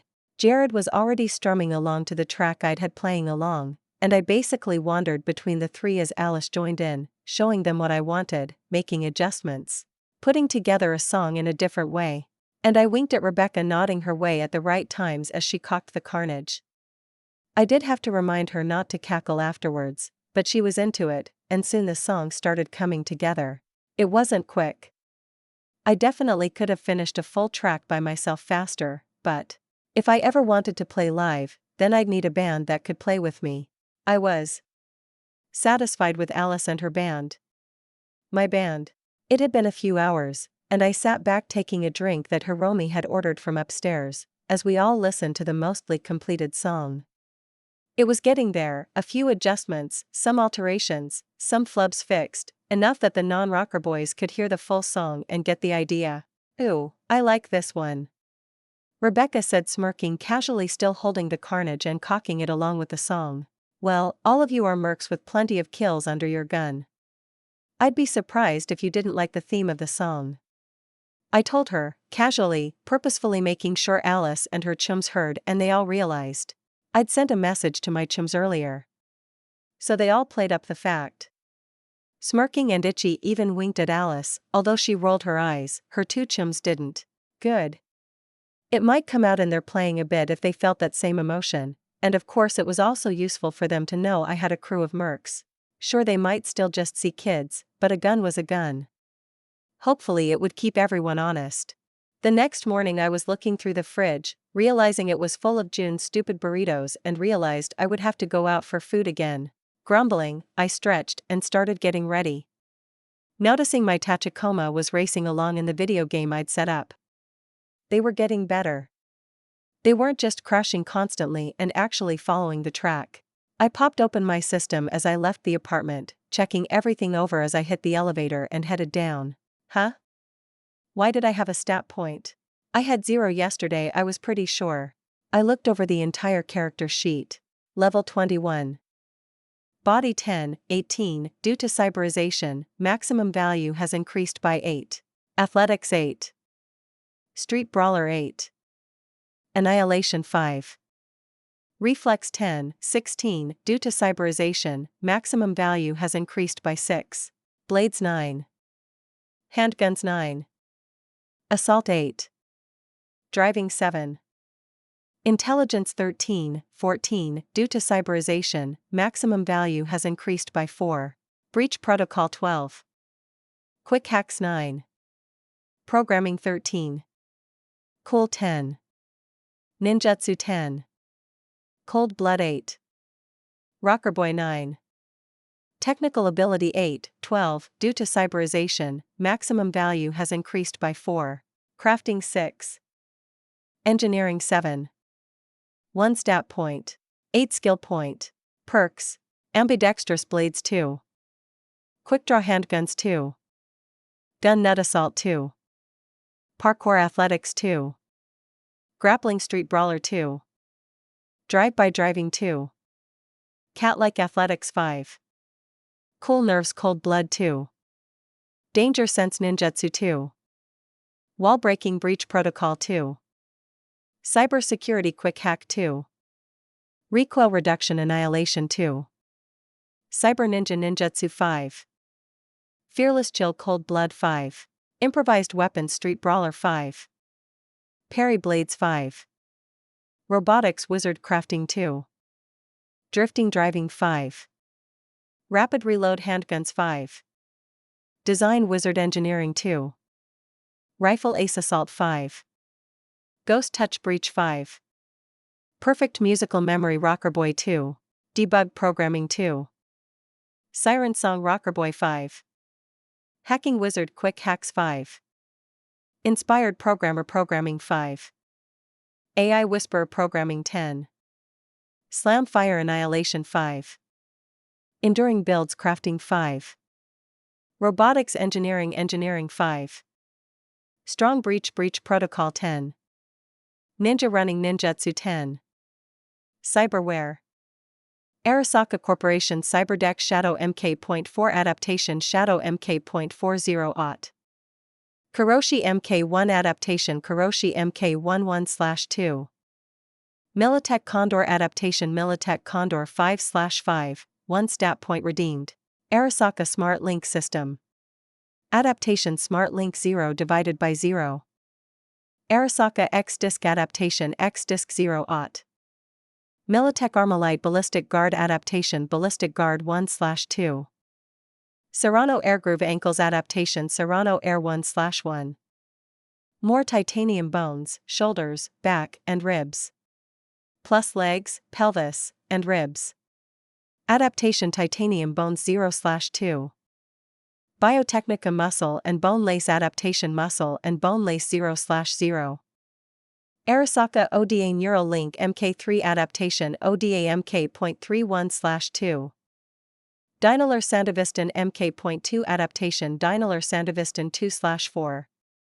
Near the end I finally saw it. A shift in adaptation, and a little message next to my condors. Point redeemed. Huh? I hadn't expected that. Sure, I'd lowered adaptation before, but...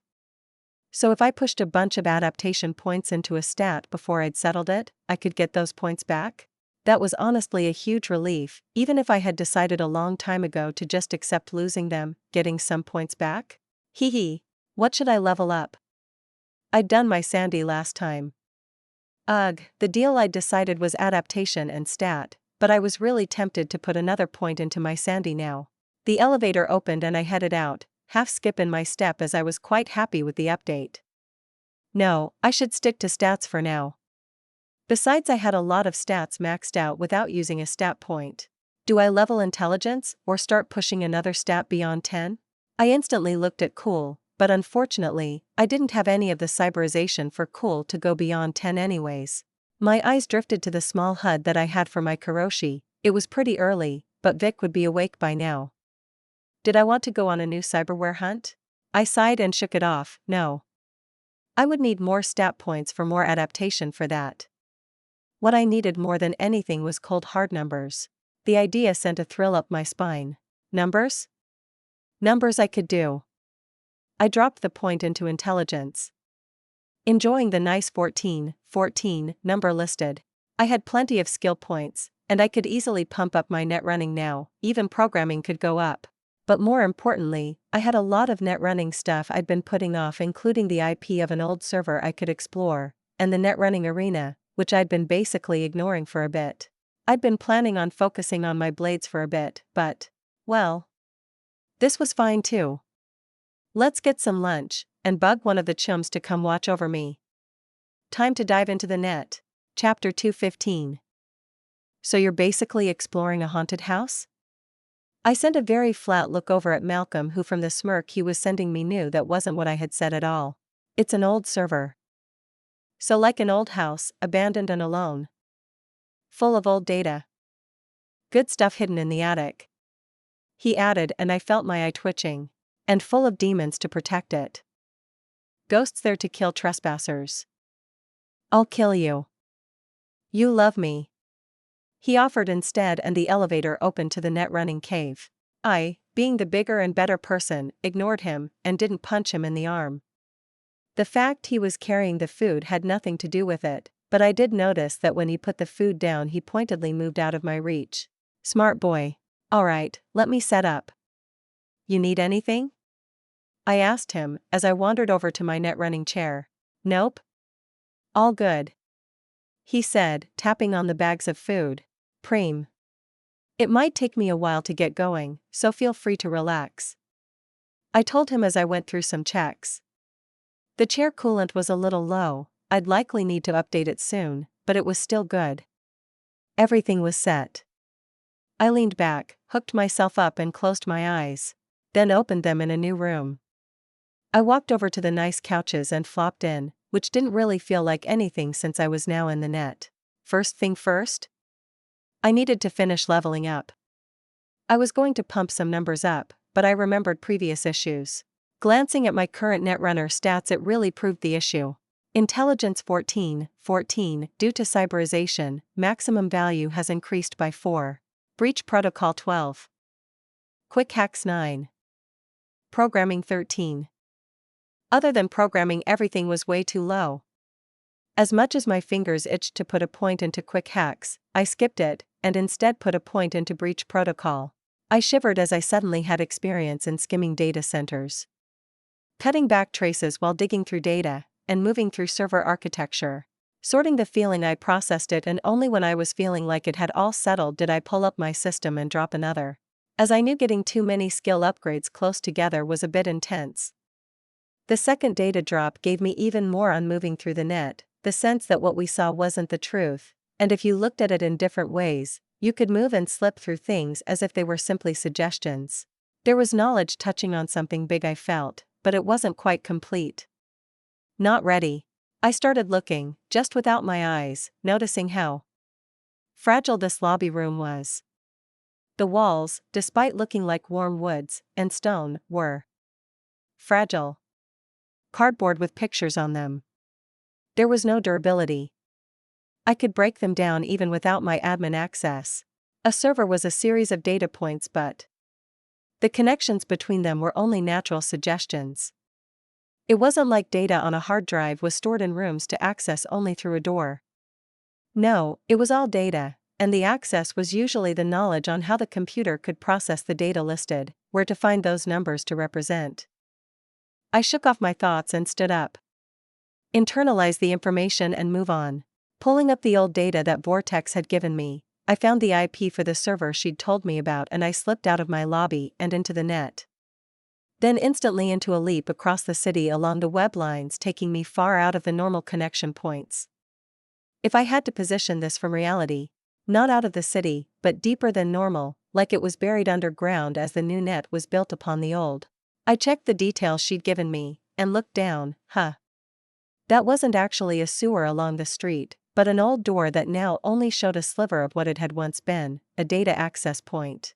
I squatted down and sent in a ping, watching my data stream through without too much disruption. I can see why Vortex might not have wanted to check this place out for long before leaving. A squeezed data point like this would make latency increase inside. Unless you fixed it. I looked over the connection.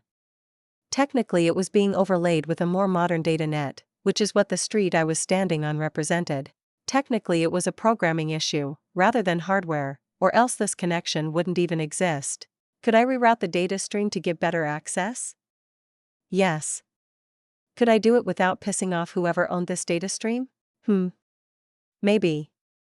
As long as the adjustment was short-term, and I kept it from causing too many ripples. A data choke point would be noticed pretty quickly.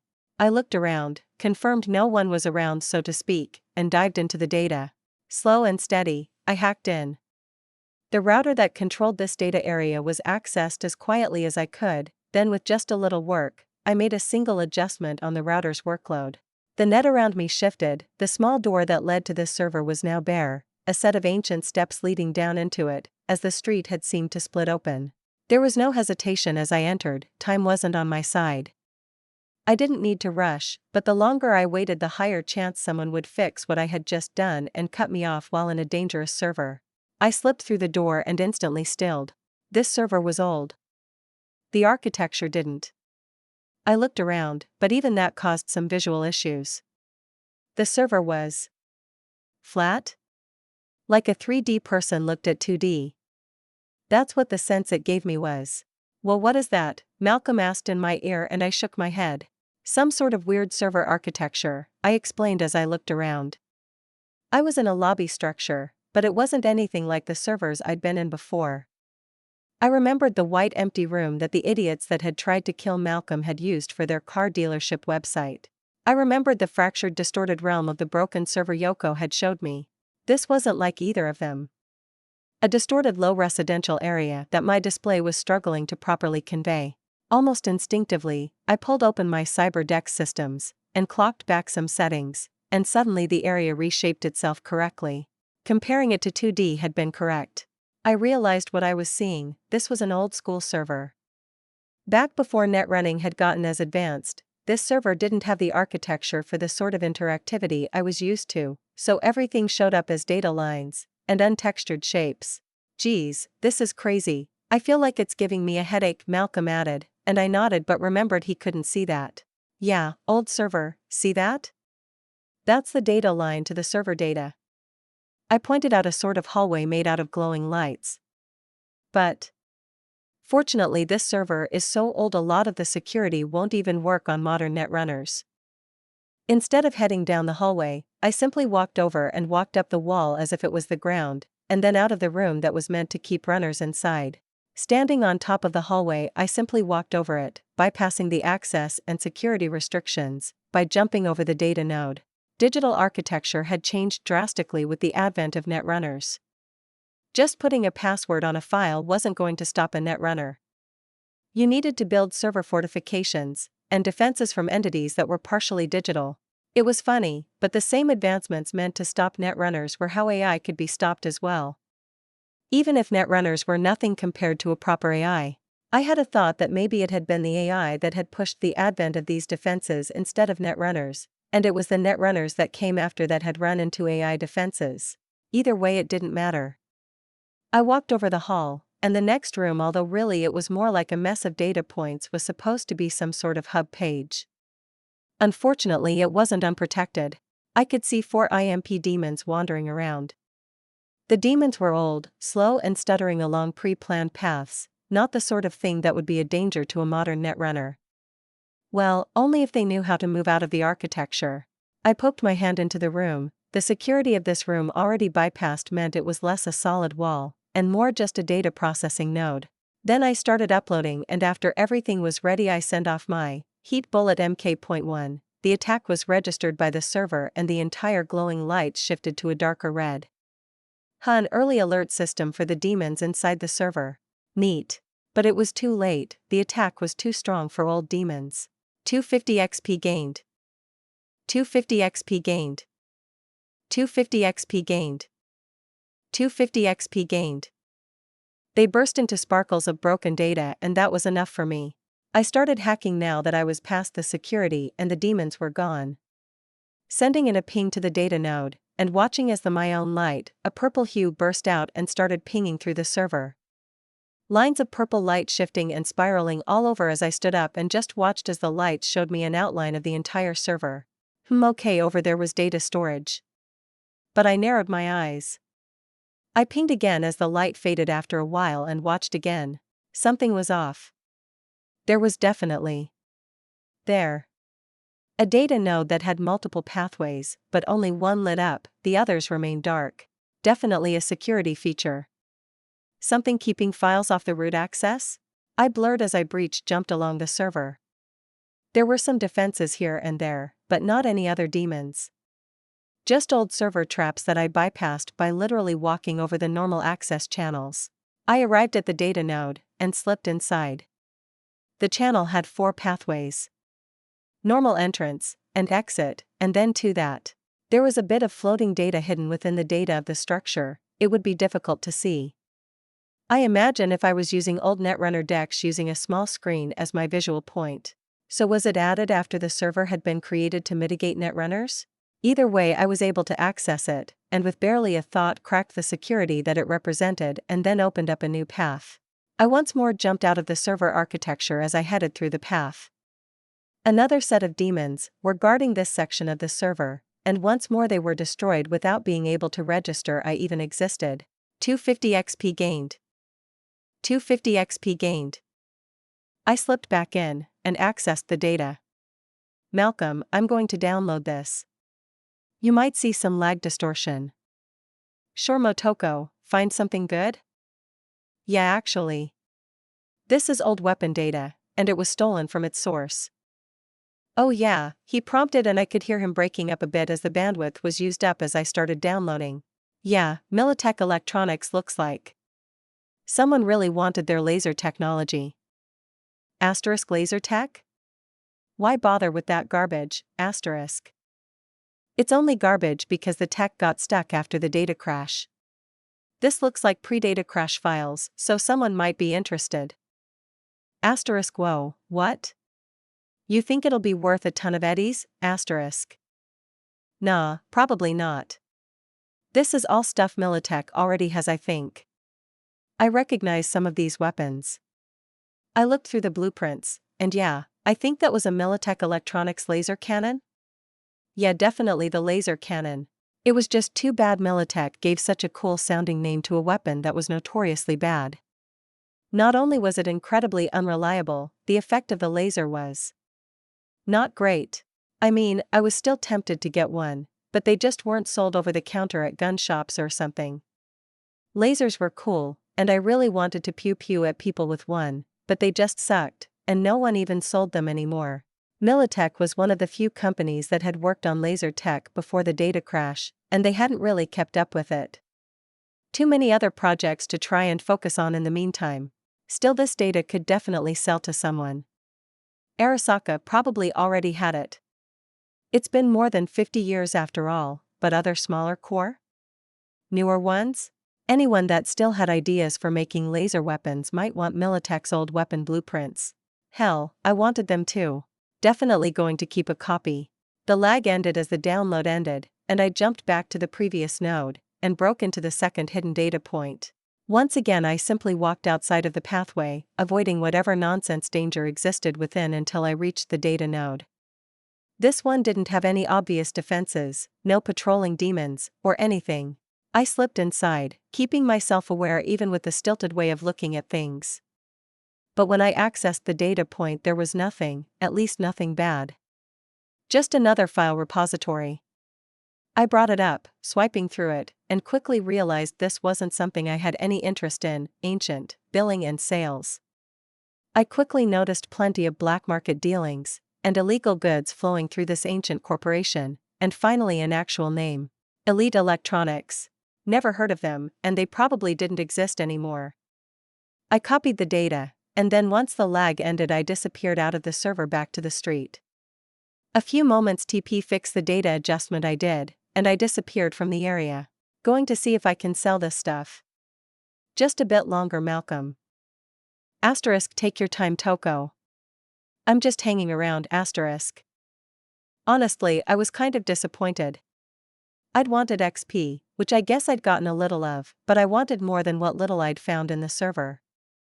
Oh well, not all of them could hide Baurans, or be full of distorted demons looking to murder whoever slipped inside. I popped back out at the facsimile of Kabuki roundabout. Yoko was my first stop. Taking a slow path up to her club, I looked around. Nothing really changed here it seems, but at least it felt like there were 3 dimensions, and textures existed. I felt almost lightheaded after being in that old server. The flatness of it, and the flowing lights felt like a Tron movie. The first one, if that. I slipped into the club bobbing to the music, and spotting Yoko without issue. As I threw up a hand in hello at her, she nodded, but went back to the conversation she was having. She wasn't alone with a few netrunners sitting around her, and they were obviously having a thing. There wasn't any rush to sell ancient data, so I took another seat, and waited. I took in the music that was playing. Not a band I recognized, and it wasn't terrible. Very electronic, but it sounded alright. I was tapping my finger to the beat, processing the changes and already figuring out the pattern when I stilled, as I realized someone was there beside me. Our eyes met, and I realized this wasn't a conversation I really wanted, but, hey. I greeted Sasha, who seemed to my surprise to hesitate for a second before building herself up. Hi kidda, Motoko. You mind if we chat? She asked with a smile that was trying to be confident, and not too much. I waved at the seat across from me, and she slipped in. We stared at each other for a while, but I realized I really should start. Hey, listen, about what happened, Dash. No, wait, please. I'm sorry I pulled that scop on you. Like. Yeah, it was a rezzer move. She started cutting me off and even waving her hands at me, like she would have covered my mouth if she could. I screwed up, I wasn't. No, I don't have any excuse. I was showing you around, but wanted to play. It was stupid. It was. Well, yeah, don't throw me into stuff like that, but what happened was my fault. Not yours. I offered, and the older woman brightened up at my response. Thanks, kitten. Sure thing, pain in my ass.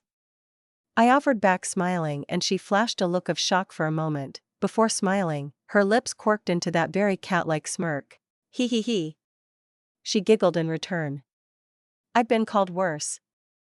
That I believe. Preem. I was honestly. I've been in touch with Becca, she mentioned you were okay, but like. That was a lot of damage. It was fine, I had backup. It gave me a good excuse to go get an upgrade. Yeah, I can see, you're not scazzing as much anymore. What is that? She asked, obviously interested. Arasaka Shadow. MK.4. She whistled up my answer. Really? Where did you get your cute little kitten paws on one of those? Arasaka are protective. It was stolen, and my chum is an Arasaka student. She got it covered in their logs, so I won't have any ninjas sniffing around for it. Nova. She cheered. Well, oh my, that's quite a jump from that Sicho you used to have.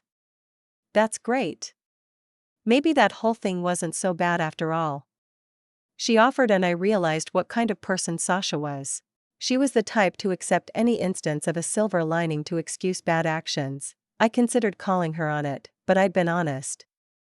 My freakout in the netrunner arena was my thing, not her. It wasn't great, but it's over. No lasting harm done.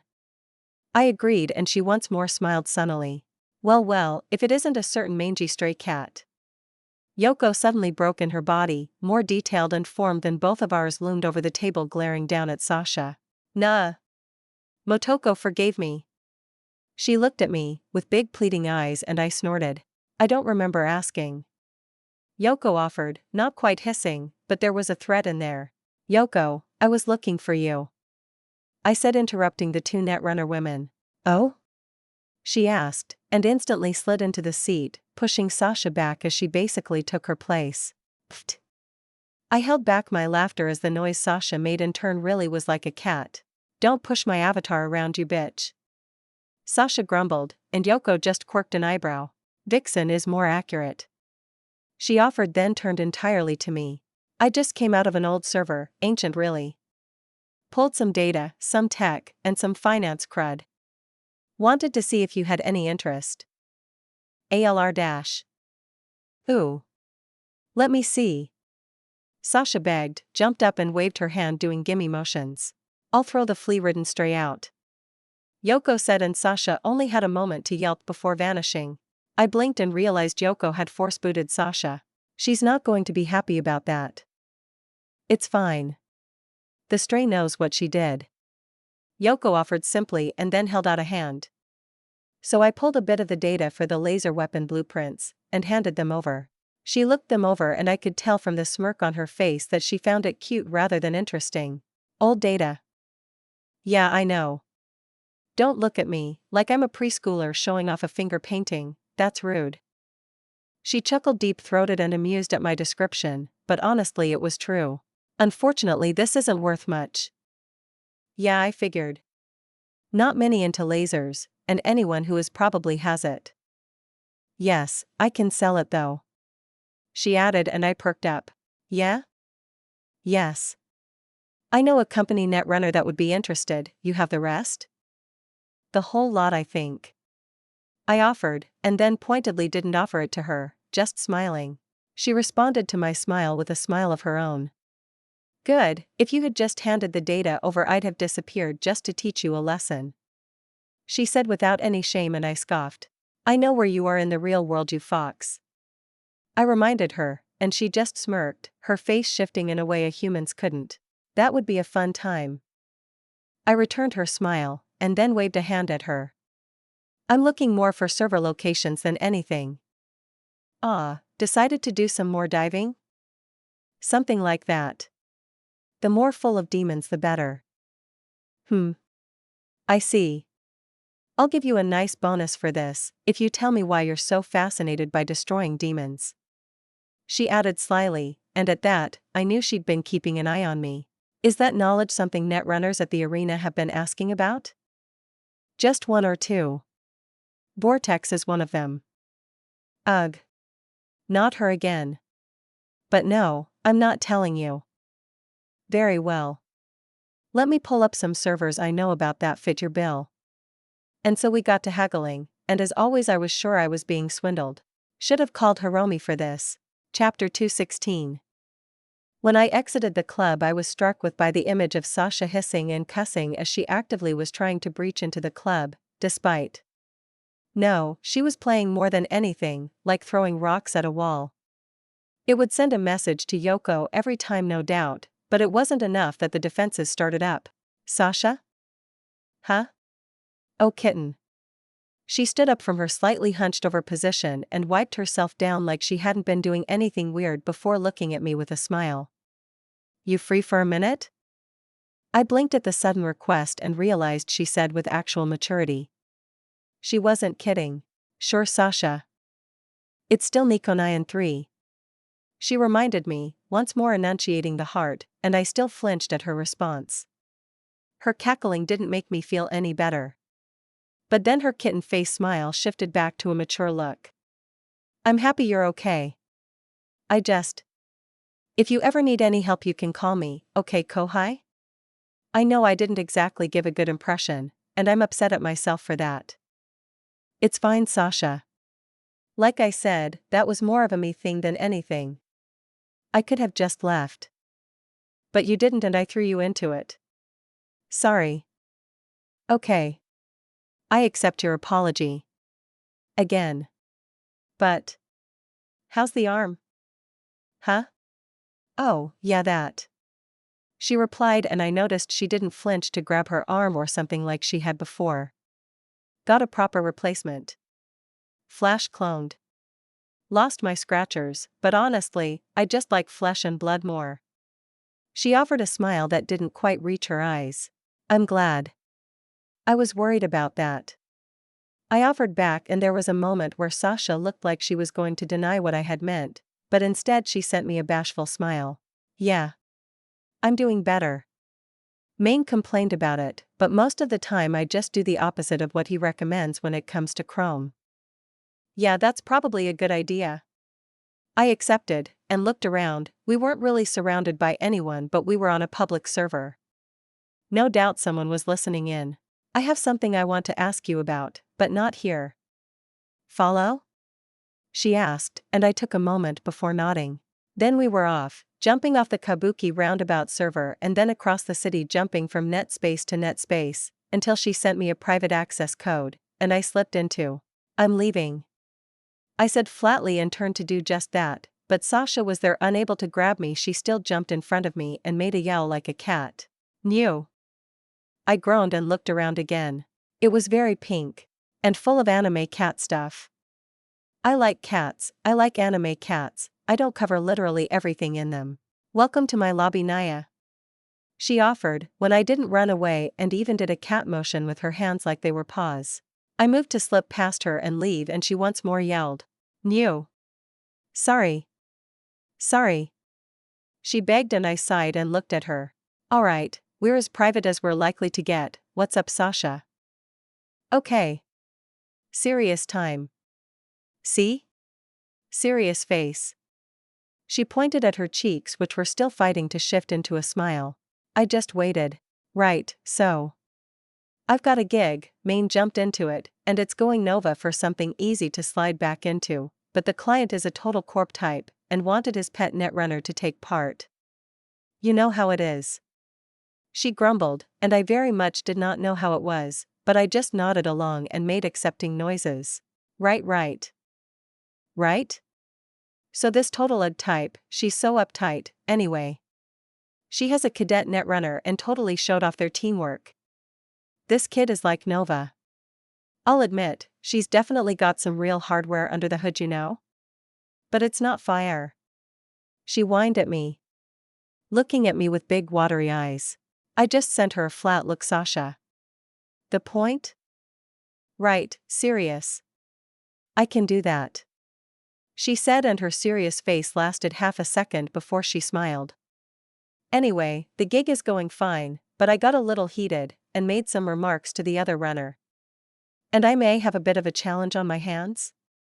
I blinked slowly, very slowly, letting Sasha know exactly how little I cared about this. "No. Don't look at me like that," I said. "I'm sorry. I'm not sure if you're more annoying now or before," I commented, and I watched her jaw drop for a second before she went full pout mode, her cheeks puffing up, and she glared at me with eyes that were about to start crying. Which was literally something she had to choose to do. The avatar didn't replicate tears. Kaiitan. "Sasha, did you come find me just to ask me to help you again?" I asked, and she instantly shook her head back and forth. "No. Sashanyan wouldn't do that." She stopped and seemed to regain herself. "It was just coincidence, Motoko. I was there to grab some data for Maine, and saw you and had to take my chance to apologize. You haven't been answering my calls. You can ask Yoko if you don't believe me." "I do, it's fine." "Okay, so what is this challenge, and why do you need me?" "Well, that old bitch. She said that since her having an apprentice was part of her talent, that her apprentice could help. She tried to say I didn't have an apprentice because I'm a scop runner. I just yelled that she was dumb, but please. If you back me up, we can totally derez this bitch. She'll have to apologize and everything." I looked at Sasha.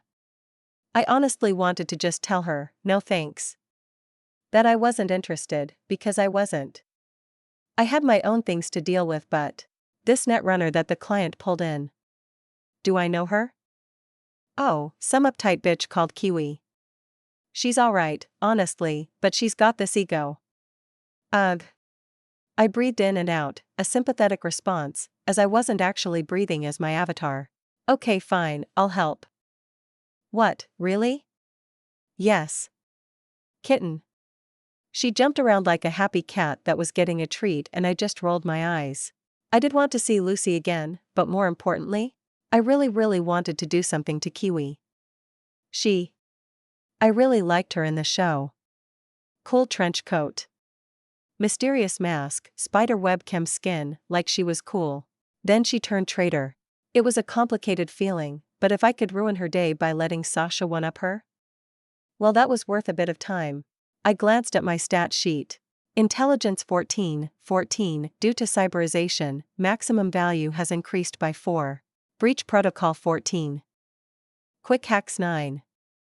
Programming 13. That was solid, but nothing amazing.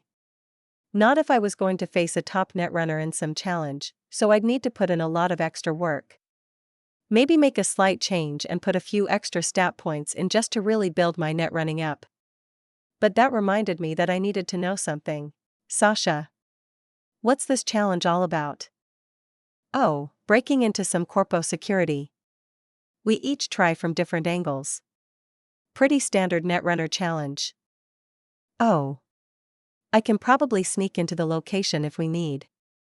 Hiss. Bad kitten. You can't cheat at a netrunner challenge. She cat scratched at me, and I continued to just look at her blankly until she stopped. "But yeah, it's not a good idea. The location is tight, but we can get in from the net for sure. It's just a matter of who can do it faster and with less trouble." "Alright. Well, I guess I'll be helping you out then, Sasha." My words didn't get the response I wanted as she shifted to looking at me with once again teary eyes as she begged for something. I had no idea what she wanted. "What?" "My kohai. You should. You should call me senpai." How can I show off to that nasty old hag without my cute kohai calling out to M-? Not a chance. "No. Motoko, why do you put yourself into these positions?" I sighed, and just shook my head as this stray cat that apparently adopted me continued to badger me. This was such a stupid waste of my time. I should be leveling up like I had planned for today. "Sasha. Yanayan? I need a server full of demons to test some things on. You know of a good one?" I asked, and she instantly nodded and opened her mouth to tell me, but then her brain caught up and she shifted back to that look. I sighed. Please help me, senpai, you're my only hope. I said, maybe a little flat, but it worked, and Sasha cheered as she once more bounced around. Yes. Naya, ha ha ha. Don't worry. Sasha senpai will hook you up. I regret asking. I'm gonna go. New. So. Sorry, Malcolm. You good still? Asterisk ya chum, just checking in, that was quite an experience, asterisk. Tell me about it. I grumbled as I appeared at the IP address that Sasha had sent me. Welcome, my little apprentice Kohai Kitten-chan. Don't call me that. You wanted a server that has a lot of defenses? Welcome to the old no/brainer corporate access server. She waved her hand, shaking it around as if unveiling something at a circus. Okay? Never heard of them. Course not. No/brainer's been scop for like 20 years, kid. She teased with a stuck-out tongue. They used to make agent progs. Stupid shit, but they had a prog called Hustle. Hustle? Basically. You'd sign up and it would connect the gonk doing it to someone that needed something ran. Packages, food pickups. All sorts of things. That sounds like Uber or DoorDash. I didn't say, but I got the idea. Exactly. Stupidly dangerous. What kind of gonk would run packages across the city for like 10 EDS? You're likely to end up walking through territory you shouldn't be in, or some ganger sees you walking with a package. Easy mark. She explained, making a throat-slicing motion. Right, and this server is theirs? Yep. See, the gonks needed a server that could process the calls and requests. All good, but they expanded a bit too much. They tried to move into Pacifica, and well, the VD boys at the time didn't like it. No/brainer, though, they'd just harden up their server. Didn't work, not really. They lasted a while until their whole corp crashed down, and then the server got bought up by a new corp, but the server was fucked with by the VD. Sasha waved for me to enter and I took that with a lot of hesitation as I moved into the server lobby. Wow. Right?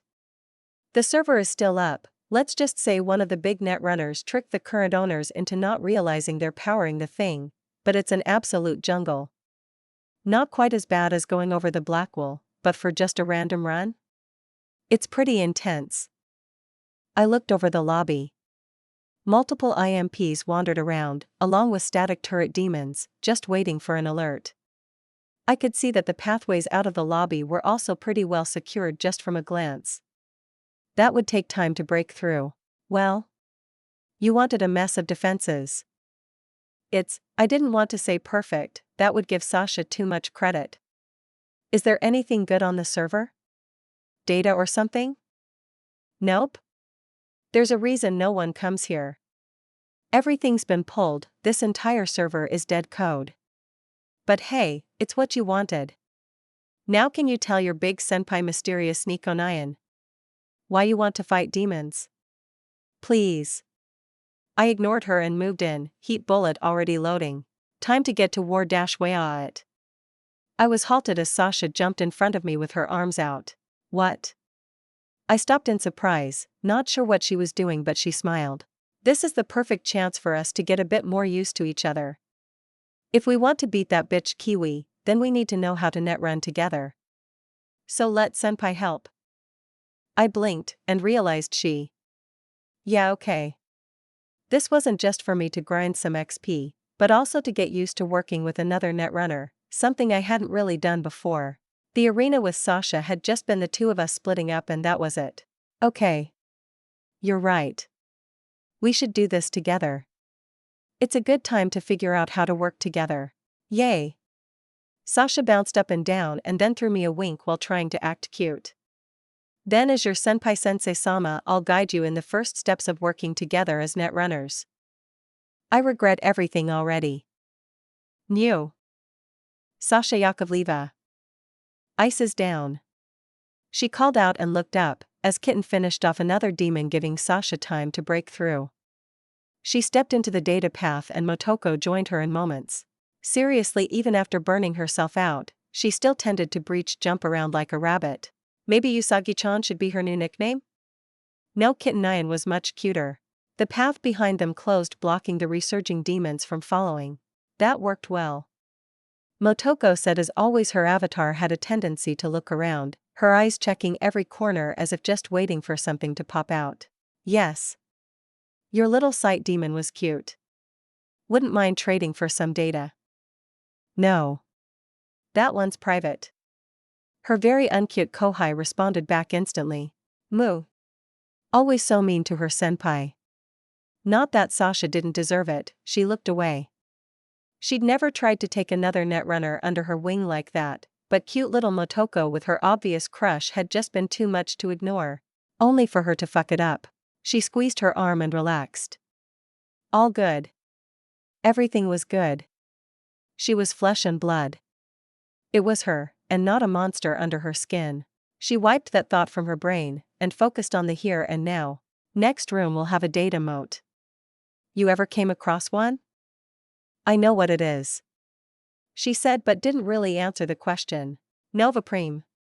Okay, I'll get the bridge rezzed, and you just keep the demons off me, good? Yeah, leave them to me. Yay. Usually baby netrunners hate being on demon duty. I'm adopting you forever. Denied. Motoko offered back with her arms crossed. Sasha just cackled at the fact that Motoko was such a fluffed-up kitten absolutely denying attention. She should invite her to hang out in real skin. That would be nice.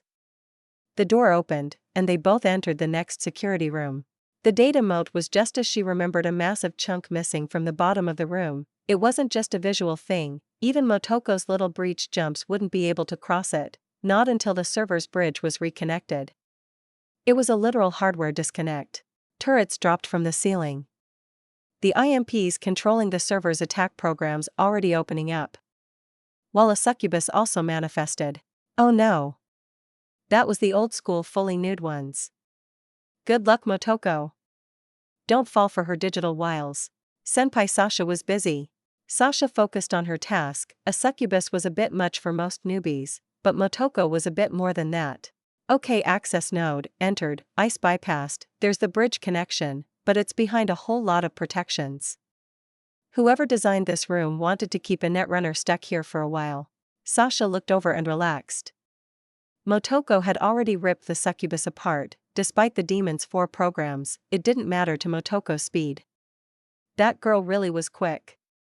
Not quite as fast as some of the best with a Karen or Sandy setup for a real connection. Or those that went all out and got deep net dive equipment. Sasha didn't have that sort of eddies, or a hospital she trusted to actually do that to her. Such was life. Another ICE wall was cleared, and Motoko had wiped out the turrets, but the second wave had already activated. A small army of soldier demons. They were battering down Motoko's own ICE that she'd surrounded both Sasha and herself with.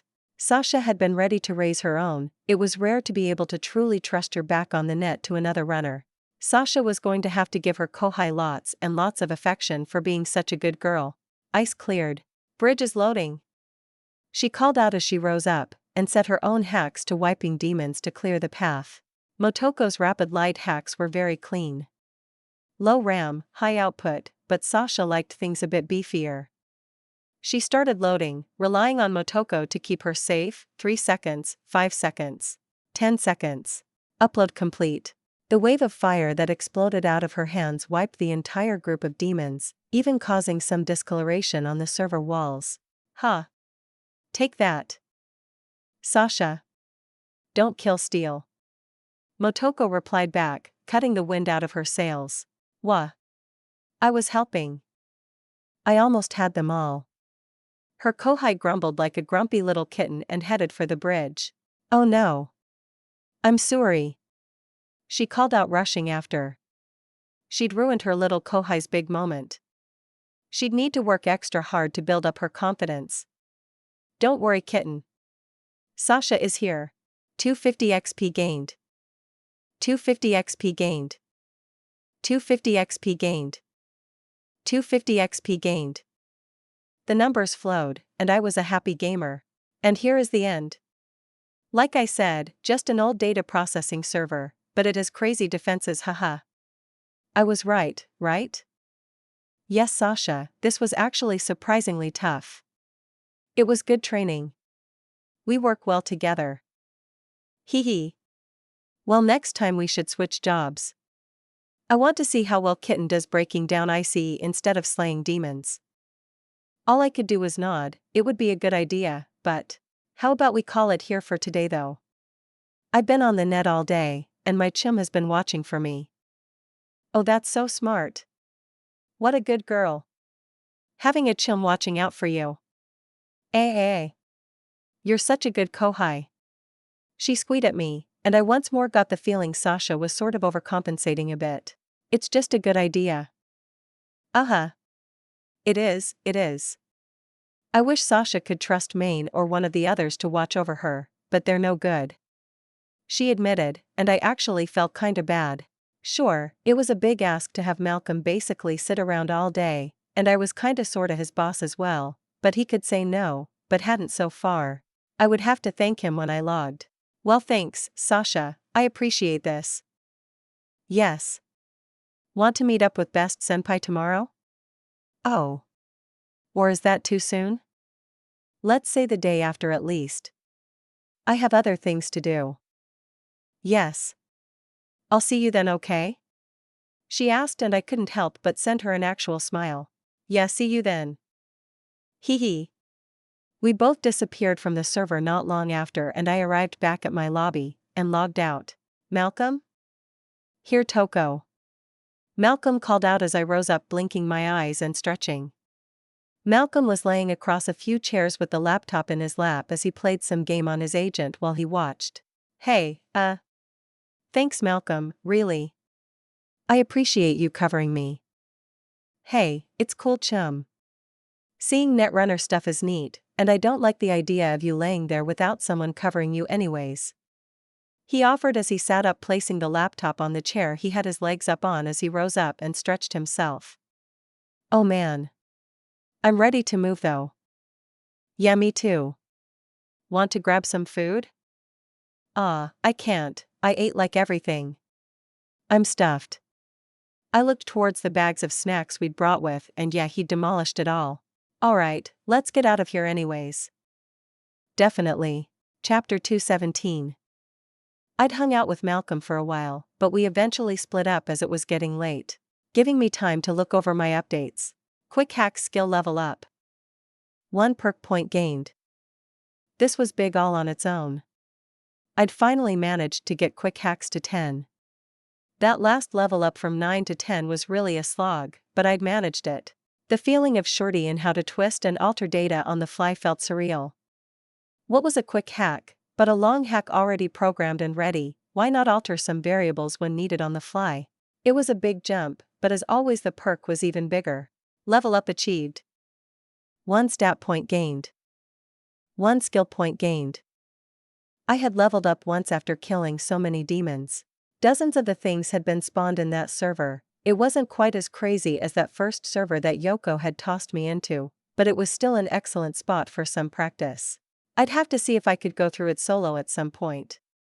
Sure, balancing defending against demons and clearing server fortifications like that moat room would be a bit more than normal, but it was still just a server. Most importantly though, I needed to choose with my stat point. It was always so hard to choose. I wanted more adaptation for my Sandy, and I wanted more numbers for everything else. I sighed and just looked at intelligence. It was probably the best choice. Start getting some real specialty with net running, especially since Sasha had asked me to join in her little challenge. Honestly, I did want to impress Lucy. Although she was probably my superior in net running. Ugh. She probably wouldn't be using her deep dive port, but the girl was trained to dive beyond the Blackwall. She would be scary to deal with. I sighed and just decided. Pushing the point into intelligence. I startled as I heard a negative tone and then looked at my intelligence still at 14. Wait. Intelligence 14, due to cyberization, maximum value has increased by 4. I was already maxed out without more cyberware. I forgot. Looking around, I relaxed. Driving through Night City meant no one had just seen me do something so stupid. Ugh. Okay, so should I go get something new to pump my intelligence cyberization, or just start leveling another stat? Or I could put another point into my Sandy. I sighed. I really should focus on getting my net running up. I closed the stat page as I was at a red light and made a call. Kid, everything alright? K Vic, everything's fine. I'm on the lookout for something. You know of any good RAM upgrades, or something? I'm getting ready for a Netrunner challenge in a week, and I want to boost myself as much as I can. The light changed and I started driving. I don't have anything in stock, nothing that would be compatible with your net deck. Let me put out some calls. For my favorite customer, I'll see what I can do. Thanks Vic. I'll try to look around as well. If you find something, let me know. Sure kid. Talk to you soon. See ya. I changed my calls as I drove through the city. Motoko? Hey Hiromi, I need some new cyberware. I already asked Vic about it, and he's looking around, but I'm looking for a RAM upgrade. Go. Okay, let me see. I have a list of rippers that we worked with last time. I'll ask around. Okay, just don't promise anything right away unless it's really good. I have Vic looking too. Don't worry Motoko. I won't let you chip in some scop chrome. Just give me a minute. Bye. The call closed and I couldn't help but chuckle. As always, Hiromi was so energetic. Alright, that gave me time to look at the last reward. The perk. Quick Hacks 10, it honestly felt amazing to reach. An offensive skill finally reaching 10. The list of perks as always was long, and I browsed through them as I drove, as I parked, as I rode the elevator up, as I flopped on the couch. There were a lot of amazing options, but I had to pick just one. Ninja hacking, learn how to slip hacks below notice. The perks knowledge flooded me, and I had to stop for a moment and just close my eyes to process. Mostly because it was just full of mathematics and ways of thinking. Netrunning wasn't a science really. There was an art to it. An understanding of how to insert a program to get the longest amount of time before it was noticed, ways to bypass human perception, and more. It was all one more step to being able to laughing man anyone I came across. I was getting closer to being able to truly alter someone's sight in real time, closer and closer to simply being a ghost. Hopefully Vic or Hiromi would get back to me soon. Despite having spent all day active on the net, my body didn't get the message and I felt antsy as I paced the apartment. Hiromi had only sent a single update text that she was working on a lead, so I didn't want to just go to sleep. The information from the new perk still flowed through me. I was processing it, but I couldn't relax. My pacing stopped as I headed into my room and pulled out Musashi's katana and headed back to the living room. Drawing the blade, I slipped into the forms, relying on instinct to swing the blade. I'd need to make some adjustments to my quick hacks. While the perk was mostly knowledge of what I could do, there were things I now understood about net running that meant with a few tweaks I could make all of my hacks more stealthy. I wonder if I could entice Yoko with an even more stealthy ping. I'd already called my older ping a stealth ping, but that had been arrogant. I could make it even less impactful on a network. I could upload it right to the face of a netrunner protecting a network and they probably wouldn't even notice. Well, unless it was someone like Yoko. The fact was she was still better than I was. I still had heights to reach. I stalled, my blade held for a cutting strike above my head as I held it. There was a moment, a stirring along the back of my neck. I shifted, adjusting to face the door, and then it opened a moment later as Jun walked in, stopping as he noticed me with my katana out. Motoko? Hey Jun. I greeted back and lowered my katana, shifting into a completely casual position. I'm feeling antsy. I told him and he just nodded. Well, be careful in the apartment. I don't want to explain to Fujimura-sama why he needs to send someone to fix a cut in the wall. I'd never. What do you take me for, some sort of gonk, drawing a blade for the first time? Yes. I narrowed my eyes and lowered my sword before pointing the sheath at him threateningly. Those are fighting words. I said, eyes narrowed, and he smirked, drawing his sheathed sword from his hip, pulling the blade out and laying it gently on a table near the door. I walked over and put my blade on the kitchen counter and then we both shifted. Prepare to die, I told him, and he snorted. Prepare to be humiliated. We charged and the sheath smacked as we instantly fell into a rhythm. Foolish Nichan, you will be a good test for my progress. Motoko. You're embarrassing. He told me to my face and I responded hotly, our blades crossing and searching each other for weaknesses. June was stronger. Annoying. But he was also more limited, his muscles and strength were limited. Like a bodybuilder going for absolute gains, without realizing that he couldn't even scratch his own back anymore. I abused that, coming up from angles where he couldn't bring his strength to bear, and most importantly, I was just better than him. I could taste his instincts. June had definitely been taught by sensei, but I'd fought the entire dojo. I knew all the common motions and movements that sensei taught, and it was child's play to put June right into a position where suddenly I flicked up and his sheath was flying out of his hands. Huh. I'm Invenhei.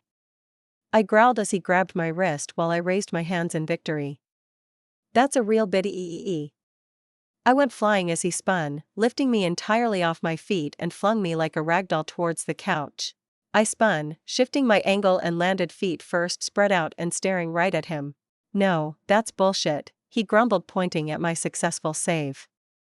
How did you do that? I just threw you. Motoko is a ninja, neen. I informed him, giving a big smirk and that only made him glare harder. Ninja my ass. Alright, I'm done. He went to grab his sheath and I stood up and wiped myself down to do the same. We both put our swords away and honestly I did feel a lot better.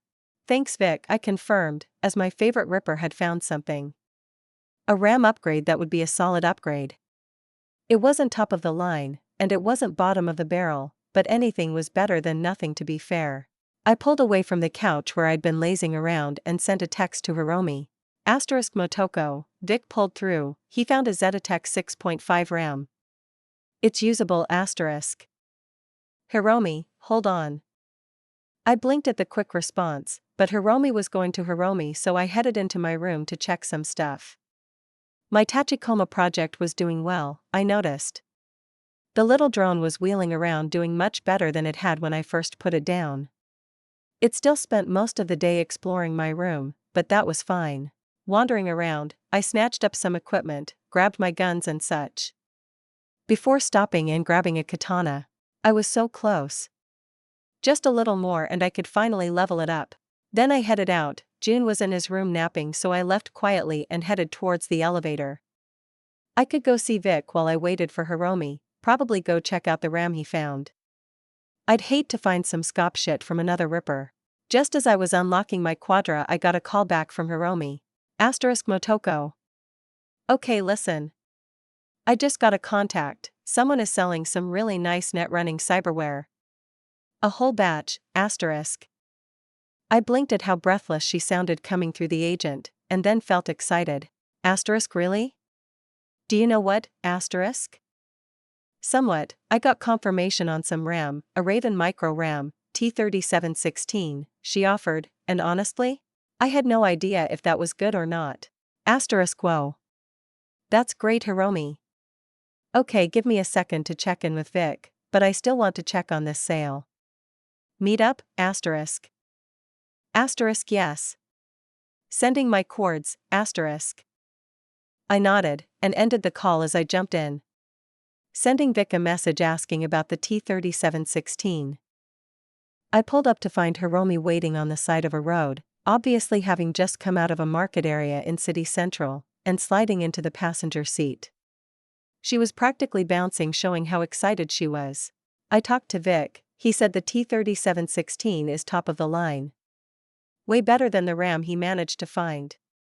Great job. Thanks Hiromi. She sent me a big toothy smile, but then shook herself. Don't thank me yet, we still need to actually buy it. The dealer is in Dogtown. Fuck. I grumbled, but I nodded and turned towards Pacifica. Yeah, I know. But it's a stand in the old stadium. I got confirmation they sell amazing stuff there, and they'll be there today. Alright. Well. We probably don't need to call everyone. We don't. It'll be fine. Bargists are focused on trying to make themselves official. They want things peaceful, especially when it comes to trade. Yeah. I grumbled, as I turned towards Pacifica. I still didn't like it, but Hiromi just shot me a triumphant look and I had to shift my grumpy face to something accepting. Thanks Hiromi, I know I bug you all the time. Pfft. My number one most trusted agent deserves the best of the best. How will I earn eddies, if my moneymaker doesn't have what she needs? She said completely straight-faced and I had to shift to look at her before she started giggling. Funny. I know. It's fine Motoko.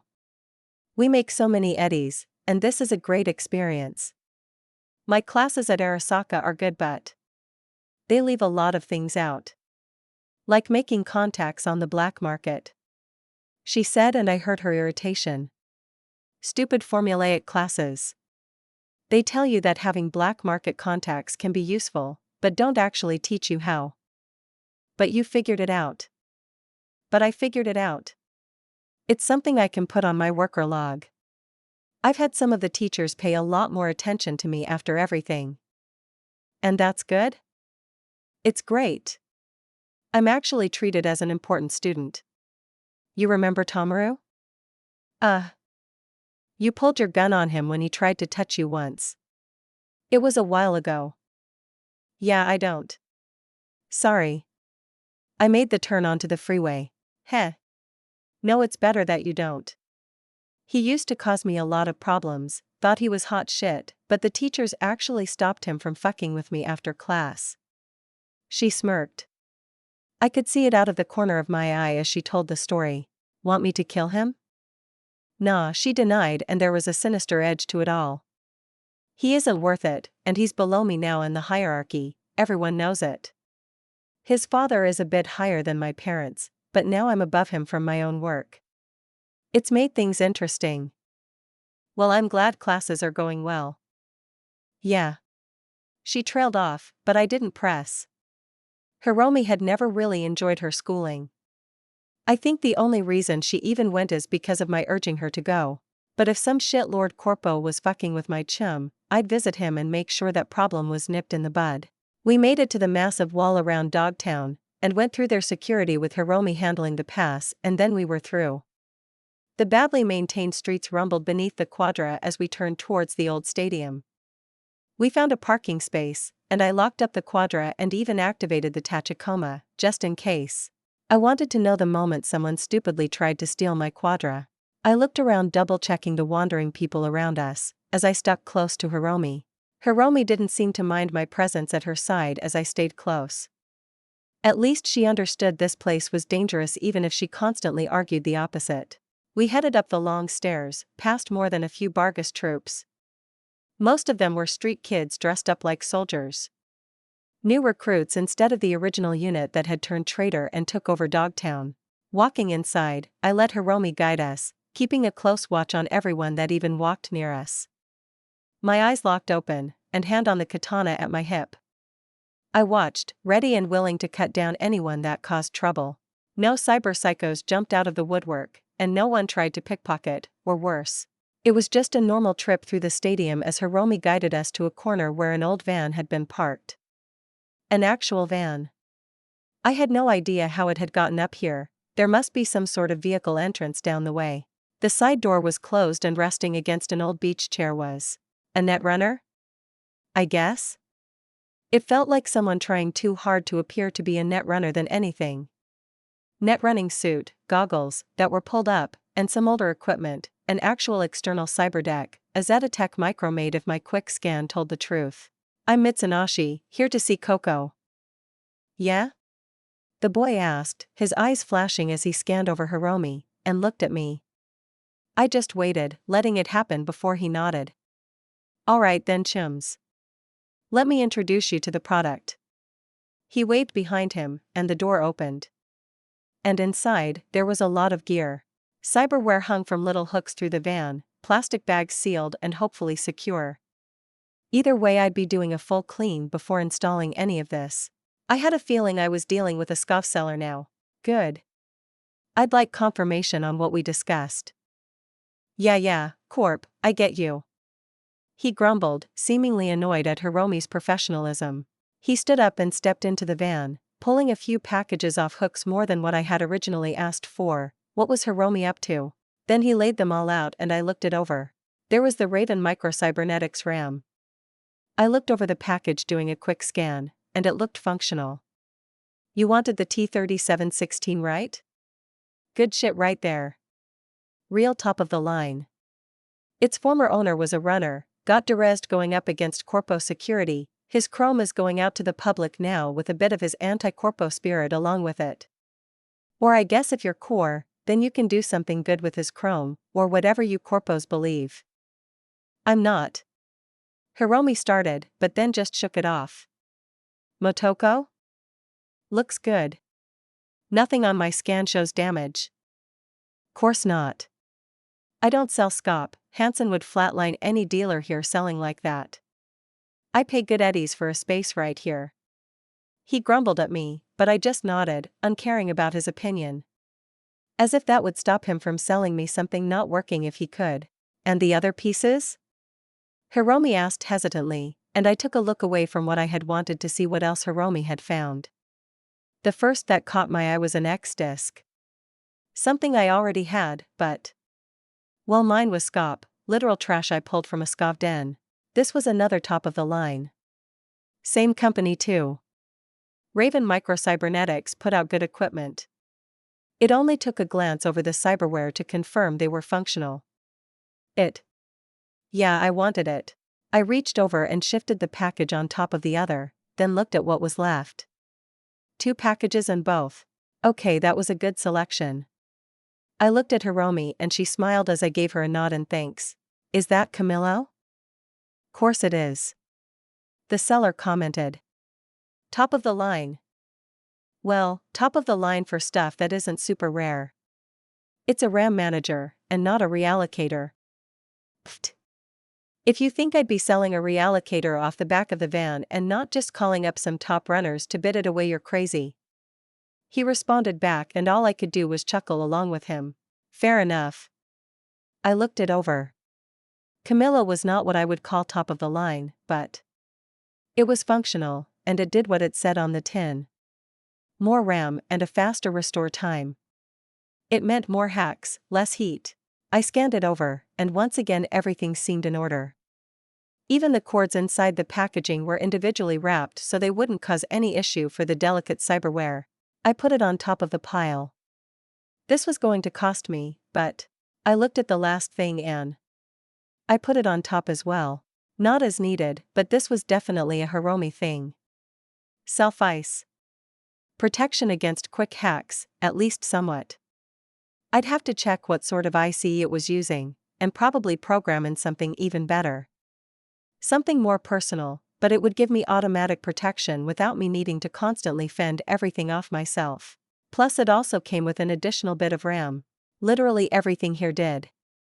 My Arasaka Shadow had 8 RAM, I'm used to an extra bit from my EX disc, but all of this equipment together? I'd probably be doubling the available RAM to work with. I couldn't help but think it was time to start installing some bigger hacks as well. I still had that hack that Yoko had given me so long ago. She'd wanted to see what I could do with it, with my programming so far. I put the other package with the others. Alright. Seems I got some interested customers. Let's talk price. The runner said with a smile, and Hiromi of course had her smile grow even larger as she stepped forward, nearly into the man's space as she went to work at what she was best at. Chapter 218. Hiromi as usual haggled fiercely, but even her best wasn't enough to really give us much, if any, sort of discount. It was fine. I'd been making a lot of eddies, and never really spending it. Buying new cyberware was basically my main cost anyways. Hiromi and I were leaving the stadium, she was holding the gear, keeping my hands free as I kept my eyes on everyone and everything. Relax, Motoko. She whispered to me, voice teasing, but I just smiled at her, and then ignored her anyway. We made it back out to the setting sun and I had a moment of realization that despite how dangerous this place was, and it was, no doubt about that, it still had its own kind of life. I watched people camping out all along the sort of valley that Dogtown was built into. campfires, and parties. Stupid to do it here, but I guess some people preferred Bargus to NCPD. Just as we were about to hit the top of the stairs, I heard it, and stilled. The noise was familiar, perfectly tuned Quadra Super 640 Hyper engine. My engine. Fuck. I whispered as I raced forward for a moment, ignoring Hiromi as I jumped up, getting as high as I could to watch as my Quadra, my baby, with its pretty black paint, raced out of the parking area, slamming into a bit of abandoned junk along the sidewalk, and then roared forward down the main boulevard away from the stadium. Motoko! Hiromi called out from below me, but I waited, eyes locked, as I went to work. It was already almost too far. I sent a ping and activation code to the trackers that littered the car. I watched as golden spider webs stretched out as the trackers reached out for open network nodes to transmit to me, and then just a bit more the car was too far and my Karoshi stopped tracking the access lines. But I watched on anyways. Come on. Come on. I waited. There were only a few streets in Dogtown, and the biggest issue was my car was heading right towards the turnoff towards the exit. If my car turned off into Night City proper, it would take less than 10 hours for my car to be turned into scrap and disappear. My network tracking method would be too slow. I saw brake lights as they came up to the turn and felt my stomach drop, but a Bargus truck drove in front of them, and the Quadra's lights turned off and rushed forward, driving right past the entrance to Dogtown, and farther in. I breathed a sigh of relief, even if the air passing my lips came out feeling like Arctic cold. Turning back, I jumped down from the top of the kiosk I'd leapt onto. Come on, Hiromi. We need to move. I told her, and reached over to help push her forward. Motoko? Was that your car? Yeah. I confirmed, and she had a look of real anger spreading across her face. Those bastards. Hey you. Hiromi called out to a Bargus guard that was leaning against the concrete wall of the stadium. Someone stole my chum's car. She called out, and I watched as the guy just looked at her blankly before shrugging just once. Then ignoring her. Yeah. That's what I thought would happen. I confirmed, still moving her down the steps of the stadium. I needed. Fucker. Aren't you, Motoko? There, let's go. I said, pushing her along away from the Bargus guard that would more than likely just shoot her than listen to her. What? Motoko? I should call everyone. We need a ride dash. We have a ride. I need to get you somewhere secure, and then I need to go get it. I told her back and pushed her forward, right towards the heavy hearts. It would be safer inside there. A booth and time would keep Hiromi safe while I took care of things. Hiromi looked like she was going to argue with me, but instead she simply nodded and put some effort into hurrying up. Good, that gave me time to think. I had my weapons. Lexington with 2 spare mags on the back rig, my Beria with 2 replacement mags, and my katana at my hip. It would be enough, and if it wasn't, I'm sure whoever was stupid enough to steal my car would have some more weapons. We crossed the street and then ran up to the pyramid entrance. The Bargus guards looked like he was going to stop us, but thought better of it, as we slowed and I walked Hiromi inside. Just find a quiet place, let everyone know there might be trouble. Shouldn't you wait for backup? Isn't that what you always tell us? Hiromi reminded me as I was already half turned away. Yeah, probably, but if I don't hurry they might start taking apart my car. I'll keep you updated with my location just in case. Alright. You'll have backup soon, but be safe. I nodded and hurried out the door, breaking into a light jog as I started moving across Dogtown. I didn't know this area at all. I had no idea the safe places, if you could call it that, or the gang territory. The only thing I knew was that at least one person was about to die. When I found out who stole my car, I was going to make it painful. I paced myself perfectly, and wasn't bothered by a light jog. Across broken sidewalks and over old graffitied benches I crossed the area as quickly as I could on foot. Luckily Dogtown wasn't that large. I made good headway, ignoring the looks I was receiving from the natives. I raced along the street until it ended, which was annoying, but I was still getting a few stray pings from my trackers. Further forward, as I ran I ended up running right into what looked like a little shopping district. A large tree of all things, a real tree, stood in the center. I looked around for a moment, but the ping which was coming from what looked like a netrunner center in a cargo container kept pointing me forward. I jogged through and finally I found it. Turning a corner I heard it first. Russian voices. There was a chair set into an old container that was looking out over the gap in between two containers, and a scav was sitting there keeping watch. Mostly on his TV. Okay. My breath was good, but I had exerted myself. Calm. Cool. I sent a ping to Hiromi giving my location and a brief description of what I'd found. I activated the BD recorder, opening my eyes to a world recorded. Then I peeked out from around the container and pinged the scav. Light splashed across my vision. More and more as the stealthiest ping I could do stretched its web between all the scavs connected to it. I added onto the message to Hiromi that I was looking at 50+ scavs. I reached up and realized I was smiling, my heart hammering in my chest in a completely different way from exertion. An excuse to murder an entire scav den, and a big one? Oh, I was going to really enjoy this. I took a moment to upload another hack into the gonk. Onryo. I installed it at a very low setting. Basically it would slowly propagate along the network for now, but not actually do anything. Just enough that when I needed I could start really fucking with everyone. Then I moved. Stepping back I took 2 leaps, once against the wall and then over the container. Getting above the guard they had posted. I hunkered down, already cataloging the moving pieces all around me. Okay, the first target was clear. I leapt across the gap, landing without a sound, and slipping in through the back of the container behind the scav. My knife came up and I muffled his mouth as steel slipped into his jugular, ending his life. 500 XP gained. I dragged him out of the plastic chair and tucked him into a corner out of sight. No one would even notice he was gone until long after I was done here. This gave me an open view down a ramp and into a broken construction area. The large towers that I was shadowed by were skeletal things, incomplete, and this was where the scavs had set up their home. There she was. Right down in the open, my quadra sitting at the base of the ramp, and people were looking her over. She was still complete. They hadn't started ripping her apart yet. I moved. Leaping off the container, and slipping into a crouched position on an old rickety walkway. Using the covered railings to hide myself as I got closer and closer, until I could hear them. I said 6K, that's all I'll do. It's a fucking modded to fuck quadra. She's worth more than that. She's also clept. 6K. I watched as the guy who obviously stole my ride haggled with a full-faced scav. The kid. No, I shouldn't call him that, he was older than me, probably late teens, and he was a target anyways. He would die. He looked like he wanted to argue even more but eventually just tisket and nodded, holding out a hand. He shook with the scav, and the deal was done. 6,000 eddies. For my car? My baby? The shit in her trunk was worth more than 6,000 eddies.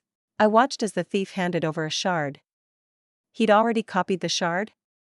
That was actually impressive. I could do it.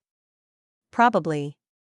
Never had before, but that was impressive considering it hadn't even. Well, he probably started stealing my car the moment we went into the stadium. The little thief turned and walked up the ramp, 6,000 eddies richer. I followed him. Tony Gonzalez. Tony walked calmly out of the scraper's yard, and only when he was sure that he was out of sight did he hurry a bit more to get away, finding a quiet corner to duck into and catch his breath. Selling to scavs was always a danger. Tony kept his Lexington visible in his waistband just in case. He checked his account, 6K. That was a lot of eddies, not as much as the car was worth, but it was good eddies, more than he'd make in a couple of months working some scop job or worse. Easy eddies. He'd go buy Melissa that skirt she'd been looking at. He wouldn't mind seeing her in it. He patted his jacket, the car cracker was still there. It was his key to a good life. He'd clept it from a dead runner. Old Etienne was a VDB, Tony did some work for him, moved things and the like, but he'd gone to pick up a new package only to find the old runner fried. So Tony had helped himself, getting the fuck out of there hopefully without anyone noticing. He hadn't gone for any of the gear. Nah, that was shit that the other boys would notice missing. No, he clept the little things that Etienne made. A car cracker, a runner stunner, and all the eddies he knew the old man kept around as he didn't trust virtual eddies. It worked out for Tony. Months of living real quiet, letting old Etienne's death blow over until no one would ever think Tony had anything to do with it, or that he had clept something from the old man. Then when his eddies were running out, he'd gone out to keep an eye on the stadium lot. He couldn't clep a ride from locals or anyone too important.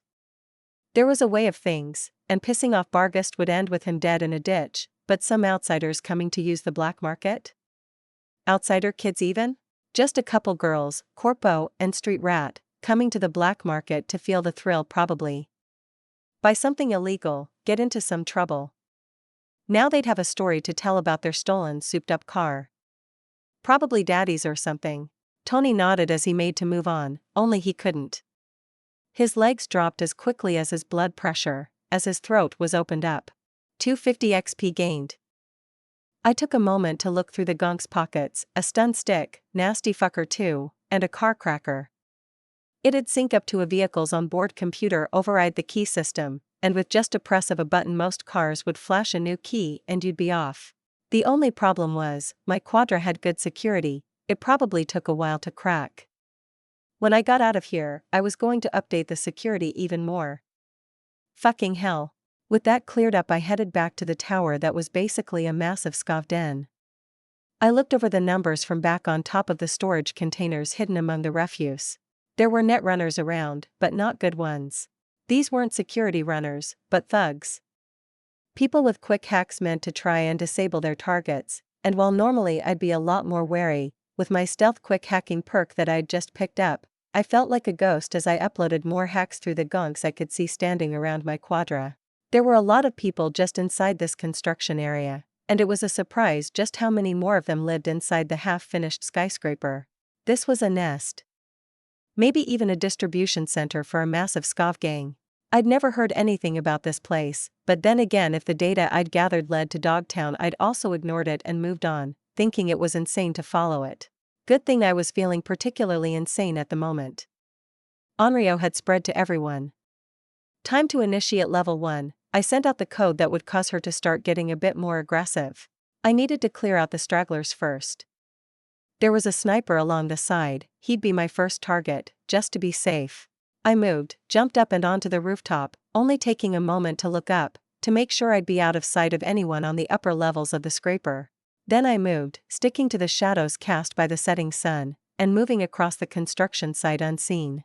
I heard it as I approached. One of the guys around my Quadra yelped and started yelling at his buddies. Onryo was doing her job. I slipped down from the containers that surrounded the area, landing without a sound right behind the sniper scav. He had good gear, even walking around with a grad of all things. Not really beating those Russian connections there, pal. It's fine. He was hidden up above the rest of the construction site, and so when I slipped behind him, and ran my sword through his heart from behind, grabbing his mouth to quiet his startled gasp, he died easily. 750 XP gained. Nice. Extra XP. With him dead, I had superiority over the entire area. No one else was really on Overwatch. It was time to wipe out some scavs. I heard the first real scream as I was making my way through the shadows, unable to hide my grin as Onryo was working. Sure, going completely stealth would probably have been better, but I wanted to see how Onryo did. I still needed to do more updates to it, but a little field test was a good idea. That, and I didn't want them to focus on my car. I'd already tried to call for it to come to me, but the car cracker that little shit had used had overwritten the key shard I still had. I'd have to override whatever bullshit this thing had done. But first I needed to clear out some assholes. I slipped down among the shadows even as the cries of panic grew louder. Onryo was working hard. Grabbing at hands, or legs, or running fingers over cheeks from behind. Which the poor bastards' agents all made them feel. The network integration was working too, as I started hearing the gonks scream at each other when the ghostly form of the Onryo would slip out from behind someone's back with her claw-like hands. Of course there were a few working to fix the issue. The netrunners were already trying to hunt down the demon in their network, but like I said, they were thugs. I pulled out my knife, readying myself as I took over the demon and set up a vector. The netrunner had a moment to see Onryo slide up from below his sight, climbing out of his shadow and then clambering up onto his chest. Each time she touched him as she climbed he'd feel it, and then it was revealed the massive knife in her hands. Oh, fuck off. Whoever is doing this. I know it's just a fucking trick. He yelled out, trying to act tough, trying to act like this was nothing so his chums would calm down. Which is why when Onryo thrust a knife into his throat, I made my throw. There was a moment, I could tell a dichotomy where what was happening to him didn't make sense and he tried to deny it. But the blood flowing out of his mouth as the blade stuck through his throat stopped all of that. The Onryo laughed, warm and sinister, and disappeared, which revealed the truth to all of his chums. The screams. Well, I had to admit it gave me warm feelings inside as the scavs went from reacting to some weird shit to realizing they were in a horror movie. 750 XP gained.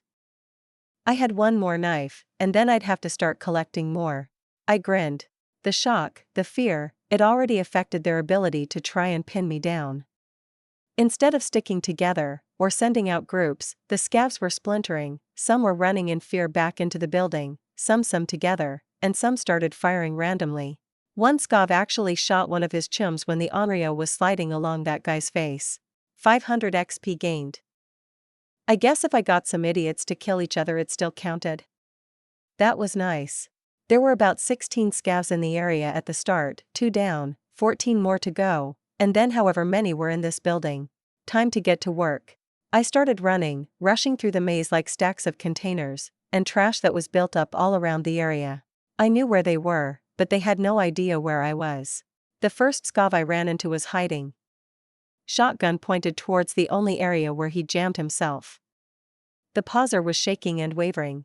Unfortunately, I had just leapt above him and was looking down on him now. I pushed up the Onryo's effects on him.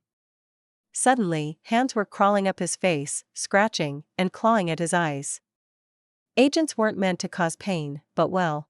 His scream was pretty horrible, and while he was blind and scrabbling at his eyes I leapt down, kicking the pauser as I landed, knocking it up and out of his hands, until I grabbed it out of the air and pointed it. The blast echoed in the little cubby between 2 containers he'd tucked himself, and then I just dropped the pauser and leapt back out. 500 XP gained. Gone like a ghost. I decided to wait and see, laying down on top of the container and just letting the chaos continue. 3 scavs came to check on the noise, and when they found their chum, or what was left of him, I adjusted their own affect. The feeling of the Onryo scratching at their eyes gave me all the time I needed to leap in between all 3 of them. My katana was shifted, and in a single move I drew my blade, 3 bodies and 3 heads fell. 500 XP gained. 500 XP gained. 500 XP gained. I once more disappeared, slow and steady, lure them away. Get them into smaller numbers, and then blind and remove them. Honestly, when I'd originally come up with Onryo, I hadn't thought of its effect of being able to cover some poor gonk's eyes. Adding in the pain mechanism, and using that like an optical reboot? I had to admit, this was much more powerful of a hack than I'd expected. Daniil Antonov. The screams as the setting sun was coming through the open spaces in the half-built skyscraper were not something he wanted to hear. Fucking hell. What is going on now? He grunted as he left his own little room. Being the boss of the place had its benefits, and a bit of privacy was one of them. What's going on? He called out, looking around as more than a few others were coming out of rooms to find out what the hell was going on. He hurried down when no response came. Shit. Grab your weapons. He roared to everyone, grabbing his own pauser and hurrying towards the elevator. When he arrived, he slowed down so he could process what he was seeing. One of his men was shaking and disturbed, scratches ran across his face, and they looked self-inflicted. Cyberpsycho? He gripped his gun tight, just in case. What the hell is going on? We're under attack. The man checking on him called out. Some runner is fucking with our boys. They're seeing ghosts, and more are showing up dead. Daniil considered this. There were 2 paths forward for him. Send more men downstairs, maybe even start ordering everyone down to kill this scop sucker. The other was to wait it out. Netrunners had to see you to hack you out. He didn't have security cameras up here, and his boys had every route up, locked down. Someone dangerous enough to start slaughtering his men was dangerous enough to just let them do what they wanted. But that would make him look weak. Dmitri. Take your squad, clean up this mess. Daniil ordered, and looked up at the man. Dimitri was his group's heavy hitter. The most borged out fuckers in the group. XSOVOL Special Forces. They were what Daniil used when shit got bad. The guards he used when he had to deal with Bargast, or any of the other players here in Dogtown. You heard him. Dimitri didn't wait, roaring out and holding that massive HMG of his. His squad of killers clambered into the elevator. There, whoever was stupid enough to fuck with him was dead. Now to deal with these idiots getting scared of some piece of trash causing trouble. Chapter 219. I dropped down right onto the poor unsuspecting gonk. Knife into the eye socket, slight jerk to scramble everything, and other hand grab tight onto his throat, squeezing to make sure not a sound could escape. The death rattle practically squeaked out, and I held the body in the shadows as it twitched its final times. Only once I was sure it wasn't going to kick hard and hit something or make too much noise did I lower it to the metal grating. Taking just a second as I pulled free my blade to wipe it on his shirt, removing as much of the blood as I could. Kuroshi could track blood stains if I wasn't careful, so it was a good idea to remove as much extra blood to keep it from dripping as I could. 500 XP gained. I'd been slowly picking off this group one by one. Onryo was pulling her weight, and I had to admit, while I usually like to think complete stealth is better, there is definitely something for causing so much chaos that your enemies are just as unable to deal with you as if they didn't know you were there. I'd circled the entire area, and was hiding in the darkness of a few pallets when I heard the cry that they found my most recent kill. The fear that I could hear in their voices was delicious, and I couldn't help but smile as I fucked with the one screaming. Out of the corner of his eye Onryo would flash past, and the cry that he'd seen her was all I needed. It gave me all the opportunity one needed to move. I leapt and slid into the open vent that ran above the hallway they'd all been coming in and out of. I'd heard the elevator inside going up, and I'd now heard it coming back down. I slid quickly on my belly along the metal venting until I found a spot I could peek down from. A long hallway, and I could now see the targeting laser of an HMG turret going back and forth. Heh. I wormed my way forward, until I could see it, and slipped inside. One moment to the next I opened my eyes, but I was the turret, slowly arcing back and forth, giving me a view of the tunnel from the end, and a few scavs that were huddling down at the end of the tunnel, guns pointed and whispering to each other. The temptation was there to just turn the HMG turret, but I held off. The elevator was coming down. I couldn't see as the elevator dinged open, but I heard it, with my real ears. Get the fuck up. The fuck are you cowering for? Roared a booming voice, and the steps soon followed sounded like the footfalls of an elephant. The man that walked past the turret was huge, borged out to hell and back. So I slipped through his security. I realized I was literally laying calmly just above this idiot, practically smiling as I felt like humming, but I never would, as I breached into his system. This had been an excellent test of the Onryo, but she still needed some work. I ended up turning over onto my back, relaxing as I used the turret to breach into each of the new scav systems, uploading Onryo, and making some active adjustments. All I really needed was, that should work, agent vocal methods. Yeah, that would do it. Actively altering a hack as I listened to what the scavs were up to. Well, where is this runner fuck? Why isn't he dead yet? It's like a ghost, Dimitri. Nothing we do works. A fucking ghost. Fuck off. Well. Runner, come out so I can murder you already. I closed my eyes and smirked, overriding one of the scavs that had been down here the whole time. Time to make a show. Dmitry Agapov. Fuck off. Well. Runner, come out so I can murder you already. He roared, his eyes scanning. Third gen Kuroshi let him find even sneaky fuckers, or so he thought, as he looked around and didn't get anything but the scan pinging the dead bodies. Who the fuck was this? Bargast? No, those fuckers would have crashed in with an APC and started shooting. This stunk, and Dmitri hardened his grip on his HMG. What do you mean I've been here the whole time? Whispered a sultry voice from behind him, and Dmitri shifted. One of the fuckers, he hadn't bothered to remember the name of, had just spoke. The look of horror on the gonk's face was registered. But his optics flicked to the woman that was wrapped around his throat, sharp claws clutching the man's throat. The fuck? It's the ghost, cried one of the others, and to his irritation opened fire. The woman cackled as the gonk fuck shot their own men. The ghost was untouched. Not a drop of blood or a bullet pierced her. And then as the gonk slumped having been shot up, she slipped behind him, and as he fell the fucking bitch was gone. That was not normal. Naughty. That sultry voice echoed out and he turned. Another of his men was now clutched by the ghost, the voice coming out of his throat not his own. But you can't stop me. Not until I get what I want. The man screamed, flailing around despite the grip the ghost had on his throat, and she cackled as she vanished once he broke contact. Did you have to stand still to be affected, boss? Stay close. He demanded. Dmitri had seen open warfare. SOV Oil and Petrochem had been in a cold war with each other for years. It wasn't Arasaka and Militech, but the two companies knew who their rival was. He'd stared down Dragoon FBCs. He'd rode atop a tank piloted by insane Panzer boys, and yet, he'd never fought a ghost. This was bullshit. He could feel the red rage flooding him, his biomon beeping informing him of another fit. Yet, he didn't see an enemy. How could he fight with a ghost that disappeared before his eyes? His HMG shifted, the barrel slowly scanning, trying to find his target. What's wrong? Whispered in his ear, and he shifted, fingers scraping on his cheek, the sharpness so very, very real. He roared, pulling the trigger as he shot at the woman that had definitely just touched him. The HMG chugged, throwing the rounds through her body until she vanished before his eyes. He'd just mowed down Ivan. Bitch! He roared out, blood rushing through his ears. I'll kill you! He screamed.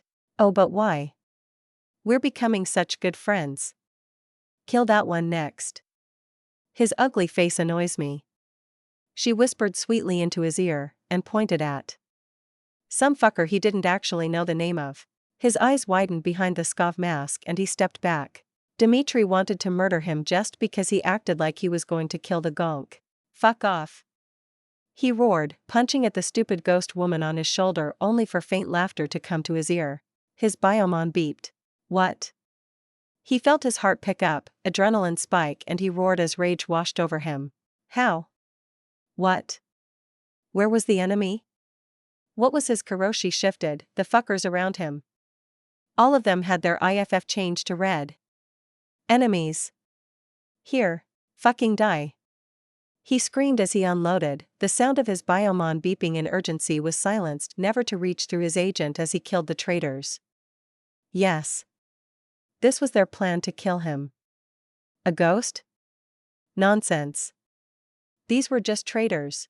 I was honestly a little surprised at just how effective that had been. Hacking into the Borg's agent had given me access to some of his cyberware, and well, his biomon had actually already been shrieking about panic attacks of all things.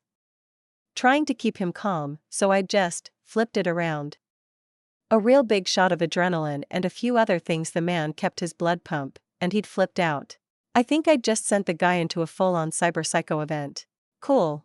I still felt like humming but kept it to myself as he did all the work in murdering a few scavs. I was a bit disappointed not to get XP from the kills, but that was fine. There had only been a few left, and they did fight back.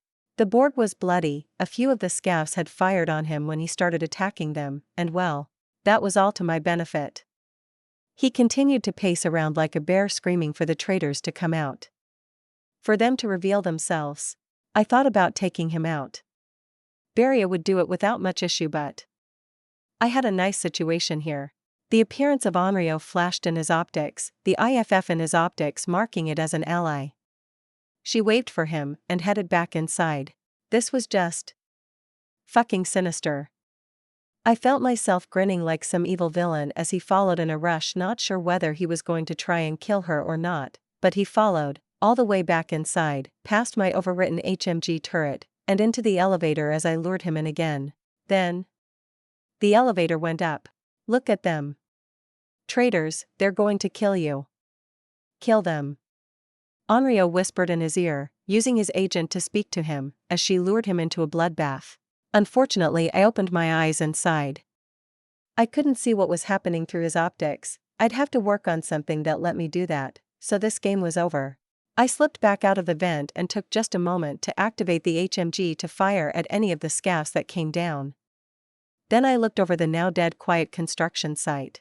I took my fingers and used them to make a little square like I was filming a movie and pointed them right at my quadra, still sitting there nice and pretty. "Don't steal my car." I whispered loudly enough my BD recorder would pick it up, and then I hopped down to make sure everyone was actually dead. Stupid scavs. I kept a slight bit of attention on the connection I still had to the poor gonk that I'd just sent upstairs, and the alerts on his biomon to new injuries. That had actually worked out pretty well. I looked at the quadra. I looked back up at the building behind me that I could hear gunshots hammering. I should just leave. I had my car. I'd killed scavs, earned some XP. Hiromi was probably worried. This was Dogtown. I had no idea what the politics of this place was like. I should just leave. On the other hand, fuck scavs. Fuck this place, and fuck people like them. The biomon confirmed my poor cyber psycho was dead. That meant there were more scavs. Disrupted confused scavs. Easy to surprise and kill scavs. I turned and headed for the elevator. Just a few more murders wouldn't hurt.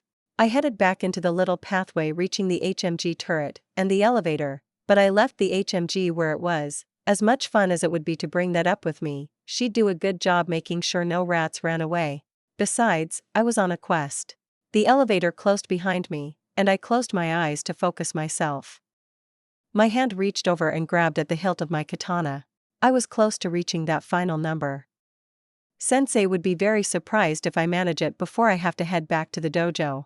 So now was my chance. I'd let Onryo play out down below, but here? Where things would be closer? I was going to be the deadly flash of a blade. The perfect cut. I whispered to myself, and the elevator opened revealing the first room. The dead bodies of scavs already lay around. My pet cyberpsycho had done his job.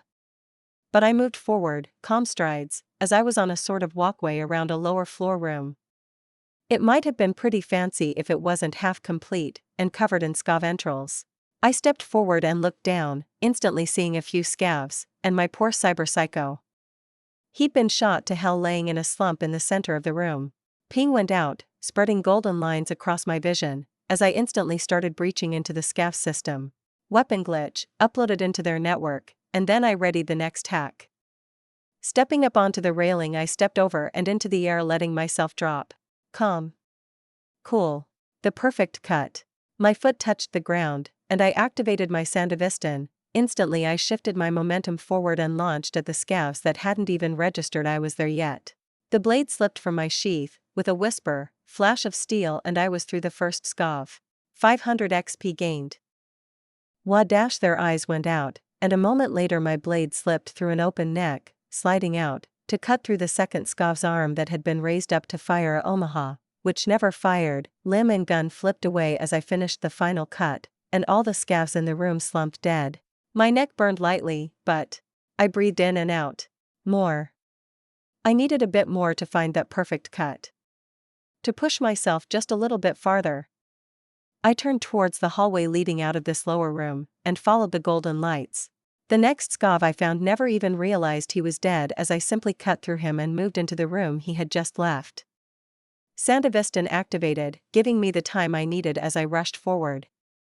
The two scavs in the room shifted up in shock, crying out, rising to their feet, before I made them blind and I reached them. First the arm to remove the gun and then a single strike through the neck, head flying. I considered it for a moment a blissful perfect moment as my Sandevistan kept everything still.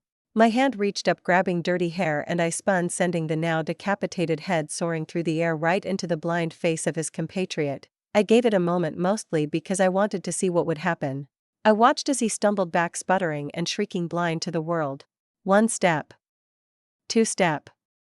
3 step. 1 step too many. There was a hole in the wall, and nothing but open air. He fell back screaming for a long while. 500 XP gained. I turned and moved to keep killing. To keep hunting, and more importantly, to find that perfect cut I needed to improve my blades.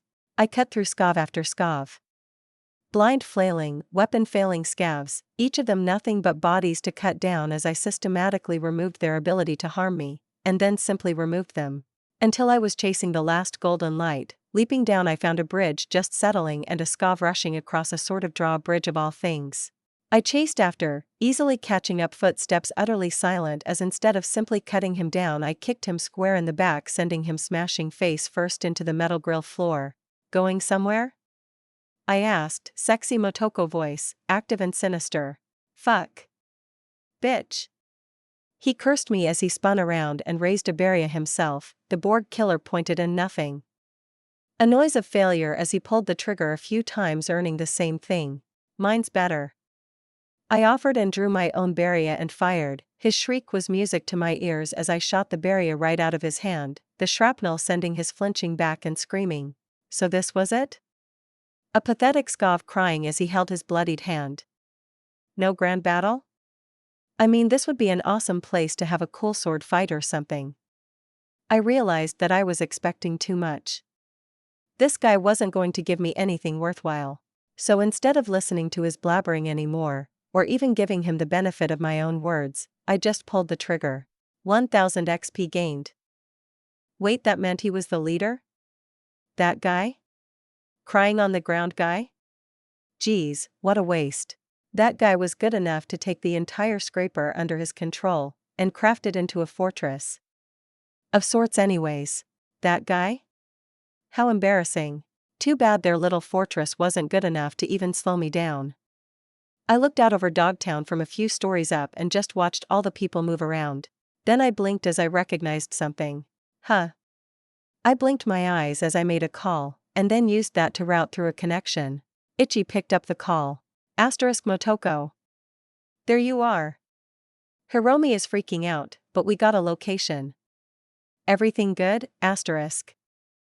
It's fine, chum. I replied, not through the call, but as the Onryo, sitting right beside him in his van. I smirked as I watched the van jerk a bit as Ichi definitely freaked for half a second before getting control so he didn't smash into the little side street he was heading down. Jesus Christ, Motoko. What the fuck? Sorry chum, just trying out a few things. I'm fine. Head straight from where you're going and then hit a right when you can't go anymore. There's a drive down into an old construction lot. I've cleared everything, so get looting. Loot alright, well you sound good. You found your car? Yep. Killed the gonk that stole it, and the gonks that he sold it to. Anyone with you? Yeah, I got Malcolm and Rebecca in the back. Hiromi is still at the Heavy Hearts, she demanded I come help you before we pick her up. That's sweet of her. I was pretty mad so I rushed off. I'll give her a call now. Just start grabbing stuff. They took over this entire scraper so there might be a lot of stuff up here to grab too. No shit? He asked, obviously sounding very interested. No shit. Alright, I'm out. I hung up and instantly called Hiromi, who didn't hesitate before picking up. Motoko. Tell me you're okay. I'm fine, Hiromi, everything is cleared up here, and Ichi is pulling up too. Good timing on his part. You sure? It's been a while, Motoko. You had me worried. Sorry, Hiromi, it just took me a while to clear this place out. Ichi is pulling up in his van right now, so we're going to loot up. You want me to come pick you up first, or just get looting? It's best to just loot things. I'm fine here, I guess. I'm glad you're okay. No problem, chum, we'll talk soon, bye. Yo. I called out as I stepped out of the entryway path to the elevator to see Rebecca, Malcolm, and Ichi all already looting. Motoko. Yo. Malcolm greeted, grinning like a loon. Looks like you had a hell of a scrap. It actually wasn't that bad. I used a new quick hack, and basically made them go crazy. Remember my Onryo hack? I asked him, and he blinked and just shook his head. Nope. Remember me now? Whispered my voice in his ear as my claws ran up along his throat. Fergal. Fuck. Motoko. Malcolm hissed, waving his arms as if trying to dispel the illusion that was already gone. He. I cackled and Rebecca looked from him to me confused. So I winked at her and started hacking, which she noticed and instantly crossed her arms. Hey! Don't even think about it, Strings, no hacking.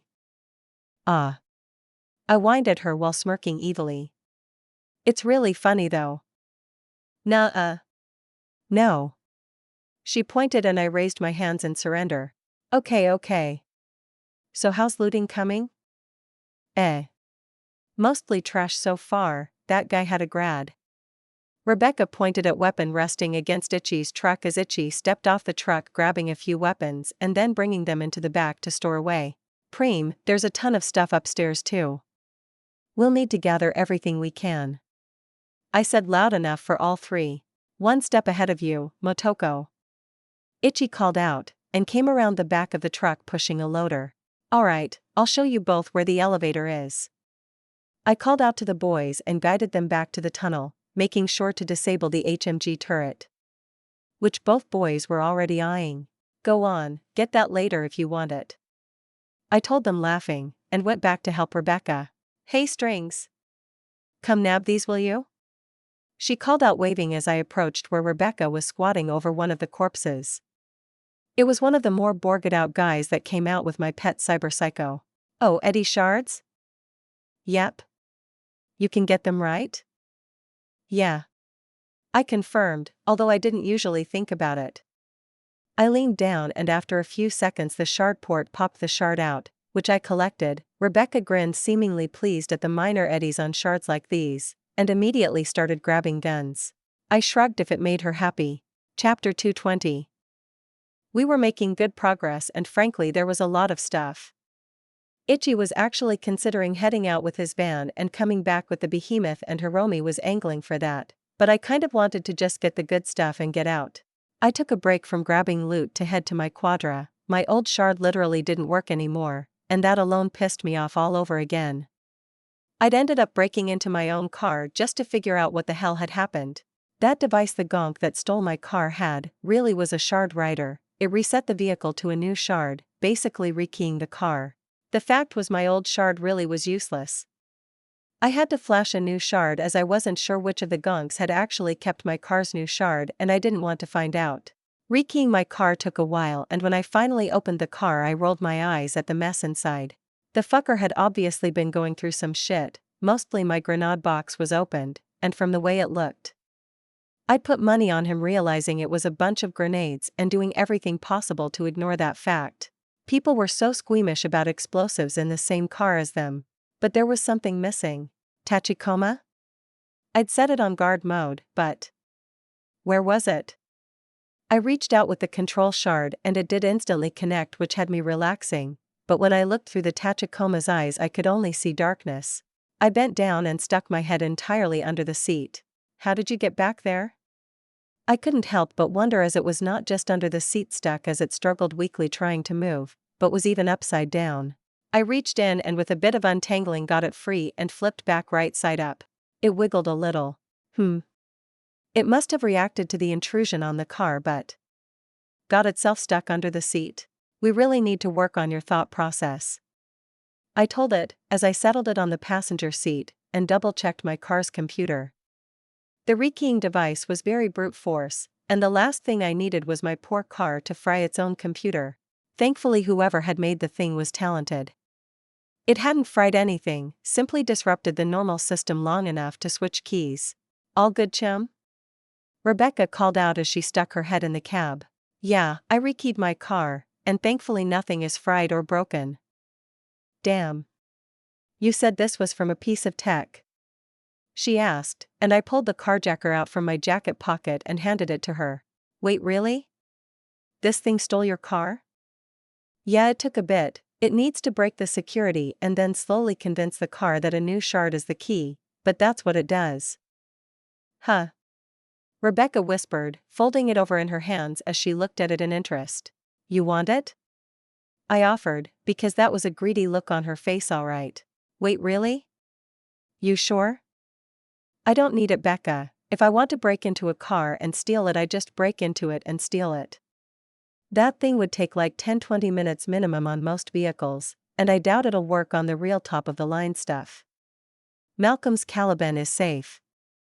Heh. I bet he'd shit his pants if I pulled up one day driving his baby. Becca whispered evilly, and I couldn't help but giggle at the thought. No stealing Malcolm's baby, I really don't want to get a call from him freaking out. Again. Alright. Thanks, Chum. I mean, I got my own car now, but, she grinned a bit evilly. There's this one car I've had my eyes on, but never really had the eddies for, you know? Just don't get caught, or better yet have some backup or something. Nah, I know the owner. A real asshole. Used to make fun of me for always walking when Pilar took the car. Ah. Revenge. Got it. The moment was ruined as I heard a heavy engine rumbling getting close suddenly. Rebecca instantly reacted, rushing to grab her HMG while I stood up to see what was happening. Bargast was here. The former Militech soldiers had very specific colors and mods to their rides, and one of their rides just turned the corner onto the ramp down into the construction site. The thing looked like someone took a truck, put a van on top of the frame, and then stuffed it with armor and weapons. Dangerous. Very dangerous. Itchy, Malcolm, we have company of the unfriendly variety, I called out to the both of them on our call channel, and then casually took a position at the back of the quadra leaning against it as I watched the vehicle slow down, and a few Bargast guards clambered out. Kids. They were basically kids. Not that much older than I was. 3 boys touting copperheads and body armor to try and look mature. But I doubt any of them could even shave, and one older guy. Definitely an actual soldier. He had the look in his eyes. Evening. I called out loud enough for them to hear as I continued to lean against the back of the quadra. You're not Daniil, or a member of his group. The big guy called out. He was carrying a nice Crusher, the Militech shotgun. Definitely modded out too. Nope. I responded just as calmly. If you're talking about the scav group that used to live here, they came down with an unfortunate case of dying horribly. My words had the intended effect. The old soldier didn't bat an eye, but the 3 kids were pointing out the dead bodies still lying out where they had fallen, joking around and whispering to each other about the bodies. Focus up. The old man snapped, and the kids went rigid, their joking ending, and their guns all settling into grips ready to fire if needed. Good training, but not that good. I'd been hacking them from the moment they stepped out of their beast of a rig after all. The big guy stepped closer, close enough we were no longer shouting at each other, and he looked me up and down.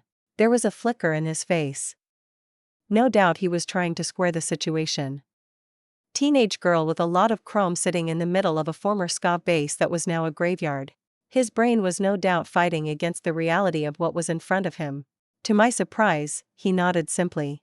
Not gonna ask why you felt the need, not my biz, not Bargast's biz, but they were affiliates. Taking him out? That's gonna cost you. He rumbled out in a gravely voice. Was this guy trying to get eddies out of me or something? Not sure what you want, these gonks stole from me, I came back to collect. Far as I'm concerned, the business is done. If Bargast wants something, then Bargast is going to need to be frank about what, and why. 'Cause I'm just not seeing where they would get a cut. Heh. You just came to clear out all these slime fucks, without a fixer? That's not very smart. They stole from me. I repeated, and the man actually had a smirk on his face at my words. I can respect that. Even appreciate it. Not like these scop-suckers are worth much.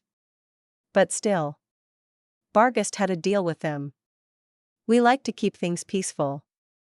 People that break the peace? Disrupt the way things are? It causes us trouble. We have to explain why something happened when things are supposed to be quiet, peaceful. And what does Bargast want? 'Cause I don't talk eddies or deals. The only thing I deal in is death. I repeated, because I hated this sort of stuff. Just tell me what you were trying to rip me off for and we could go from there. Oh wait, that actually sounded pretty cool. Good job, Motoko. You said something preem. The Bargast kids were chuckling at what I said, but weren't taking me seriously, but the older man? He just nodded. The cost for something like this is standardized. I'll pass the deets. He offered somewhat kindly, in the gruff manner the man had, and I got a text which had Actually costs for attacks and things on Dogtown grounds. This was. You had to be fucking kidding me. This is the weirdest shit I've ever seen. NCPD has never tried to demand bribes so blatantly. NCPD are a bunch of morons. Colonel knows what's up. Alright, give me a minute. I'll send this to my numbers, gal. This is fucking hilarious. I sent the message to Hiromi, along with an explanation, and just continued to lean back against the quadra. It took a minute, but I got a response back, and Hiromi telling me to give her a minute to look everything over.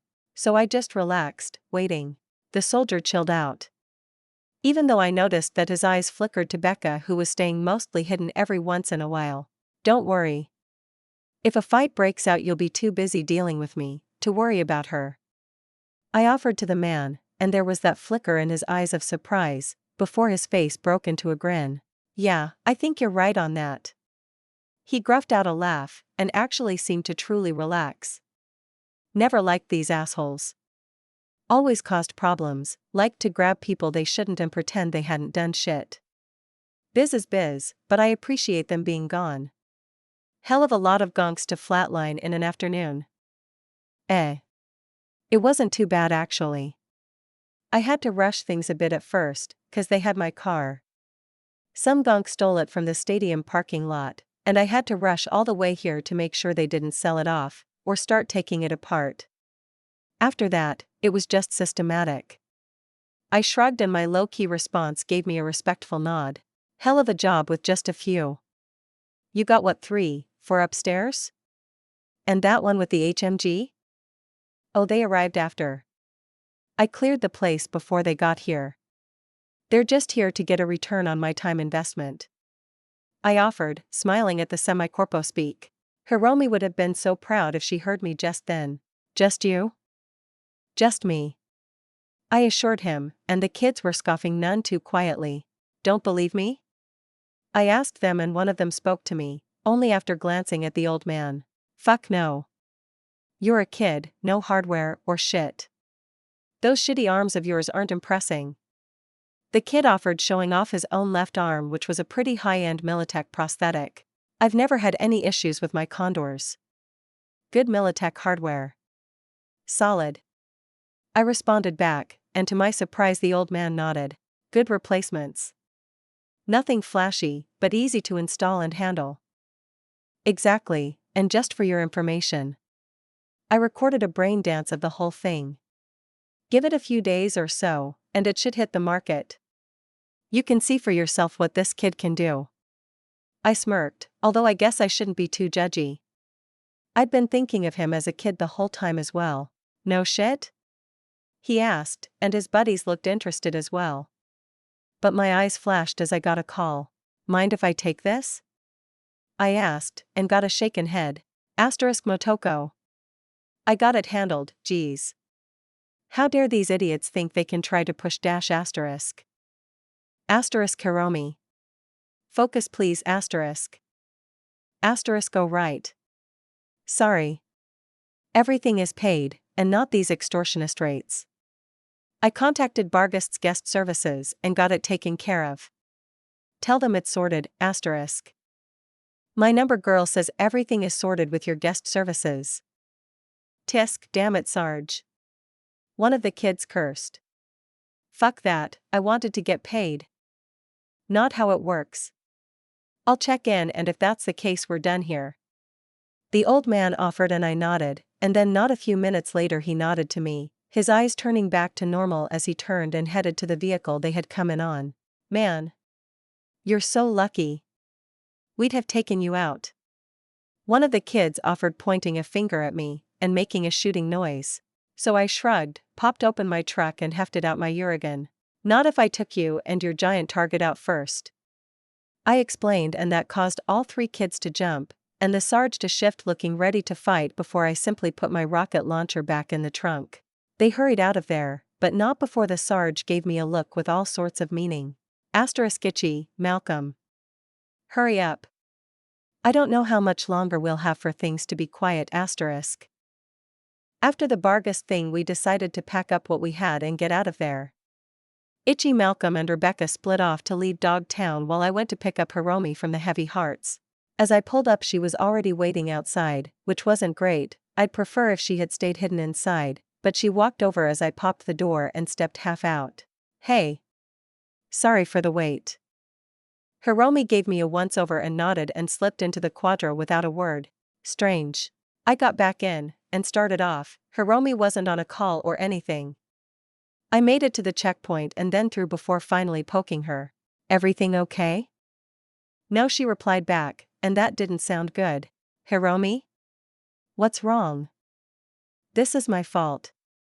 You've been warning me about Dogtown from the start, and I blew it off. It's supposed to be pretty safe, but Bargus didn't do anything. They just watched your car get stolen and then. Hiromi fell into a quiet rant as I drove through the city. It's not that dash. Motoko. It's. You're the one that takes care of things when things go bad, but I just ignored you, and so your car got klept while I was left standing there with nothing I could do. Hiromi, someone could have stolen my quadra anywhere. This isn't a Dogtown thing, and that pains me to say it because I have been warning you that Dogtown is dangerous. But it's not that dangerous. Not really. I'm overblowing it. I know that. I grumbled. Sorry. Don't be sorry. You didn't do anything wrong. You still have my new chrome, right? Yeah? Then it was all very worth it. Besides, we made some more eddies, and I had fun. You had fun? I had fun.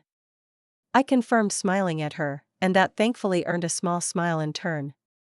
Now, are we heading home, or do you want to come with me while I bug Vic for a late chip-in? I'll come with. She said firmly, and I nodded. It was always good to have backup when going under the Ripper's knife, even if I trusted Vic completely. It was a quiet drive into Watson. Finding a parking spot was actually the hardest part. The entire area was busy since the sun was going down and all the bars and clubs were filling up. This time, making sure my Tachikoma knew to actually alert me in case of any trouble, I set it up and left walking down the street arm in arm with Hiromi as both of us carried the bags of cyberware. We got plenty of eyes, because not just everyone walks down the street with an arm full of stuff, but none tried anything. I still had a sword on my hip, and luckily the weapon seemed enough to keep everyone off. Instead of going through Misty's, we entered through the alley entrance, as that was just closer to where we had parked the quadra, and entered down the old steps into Vic's clinic. Vic. I called out as I entered, breaking away from Hiromi gently to run up to the older man. Hey kid. I was getting worried, I expected you here hours ago. He rumbled out with that easy smile. I've even finished watching the evening's matches. Sorry. My car got klept just after we bought the cyberware, and I had to chase it down, and then well. No point leaving good eddies on the floor. I explained with a happy smile that Vic looked a little discomforted by. You alright? Any injuries? Nah, the scavs my car ended up with never even saw me. Literally. I used a new quick hack. It was fun. I gently started putting some of the cyberware bags on the table besides Vic, letting him eye up the chrome. Ooh. Now that's a pretty piece. He mumbled, looking at the Camillo. Gen 4? Yeah. I confirmed as Hiromi walked over and placed the 2 pieces of chrome she'd carried in next to the others. Oh? You really went all out, kid. X-Disc, RAM, ICE? Nice choice. He mumbled, shifting a bit in his chair to look up at me. That one does my heart some good. A good defense is better than more offense a lot of the time. Hee hee. I couldn't help but flush a little at the pride in Vic's voice. I got praised. She only bought it because it gives her more RAM. Hiromi whispered quietly, half behind her upraised hand. Rude. Ha ha ha. Vic busted into a big chuckle at Hiromi's snitching. I figured it was something like that. It's good anyways. Alright, kid, let me do a full clean and check on these parts. Especially since you bought them from Dogtown. Yes, please. The guy we bought them from was a bit sketchy. He held an official trade spot in the stadium. He wasn't sketchy. Hiromi argued instantly, almost offended at how I considered her little traitor. He sold out of the back of a van. Super sketchy. I whispered, holding up a hand to cover my mouth just like Hiromi had done before. Motoko. She half shrieked and went to slap at me, but I avoided her attack and danced away laughing as she gave chase a little. Alright, this'll take a few minutes. Why don't you kids have fun? Vic called out and I took the chance and ducked for the stairs. Hiromi followed after me in a sprint. You brat. She shrieked, giggling at me, and I laughed just as happily as I easily raced up the stairs, even doing a flip at the top of the stairs to turn me around so I could see Hiromi only halfway up chasing after me. Be bullshit. She groaned at me, pointing, and I just laughed at her irritation. No way slow Hiromi can ever catch me. I teased, and her face scrunched up in irritation. Slow Hiromi? Fuck that, Motoko. Get your ass over here. She snapped and charged, and I just broke in laughter as I let her chase after me, never quite managing a catch. Hiromi's failure made her face get more and more red, and her hands curl into claws as she was definitely going to make me pay for messing with her. I stuck my tongue out at her, because if I was already in trouble I should definitely make it worth it. Motoko. Hiromi screamed and started chasing, but we were both interrupted by a familiar voice. What's going on out here?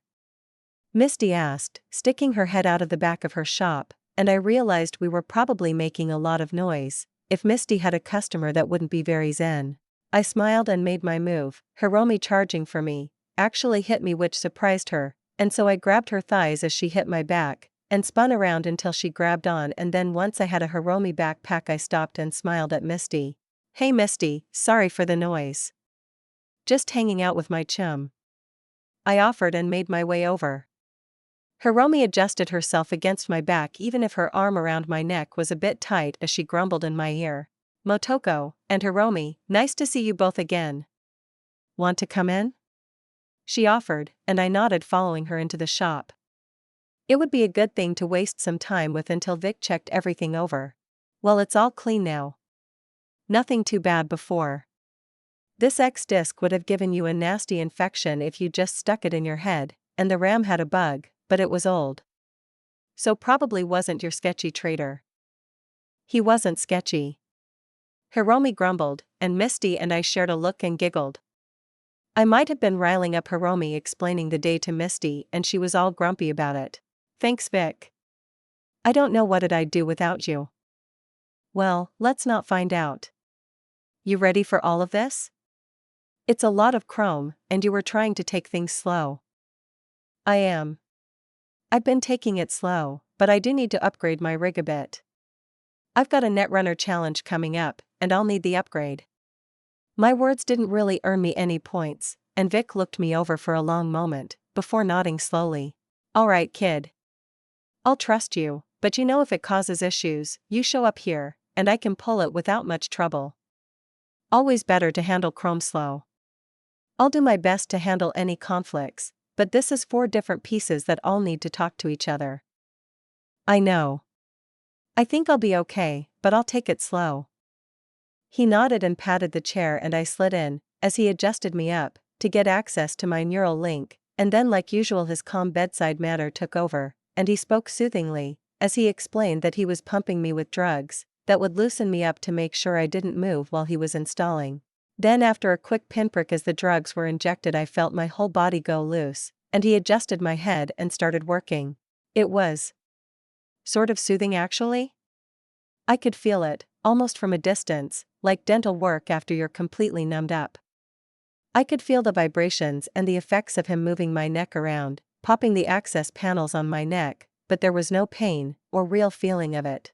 Almost got the old X disc out. I'll put it aside and you can decide what to do with that after. He spoke into my ear, and if I could, I'd have smiled. He could have it. It wasn't much good to me, and I didn't mind. I could feel my agent and system alert me to the cyberware removal, and my head felt a little empty for a few moments, before I could feel something else being inserted and slotted in. You okay, Motoko?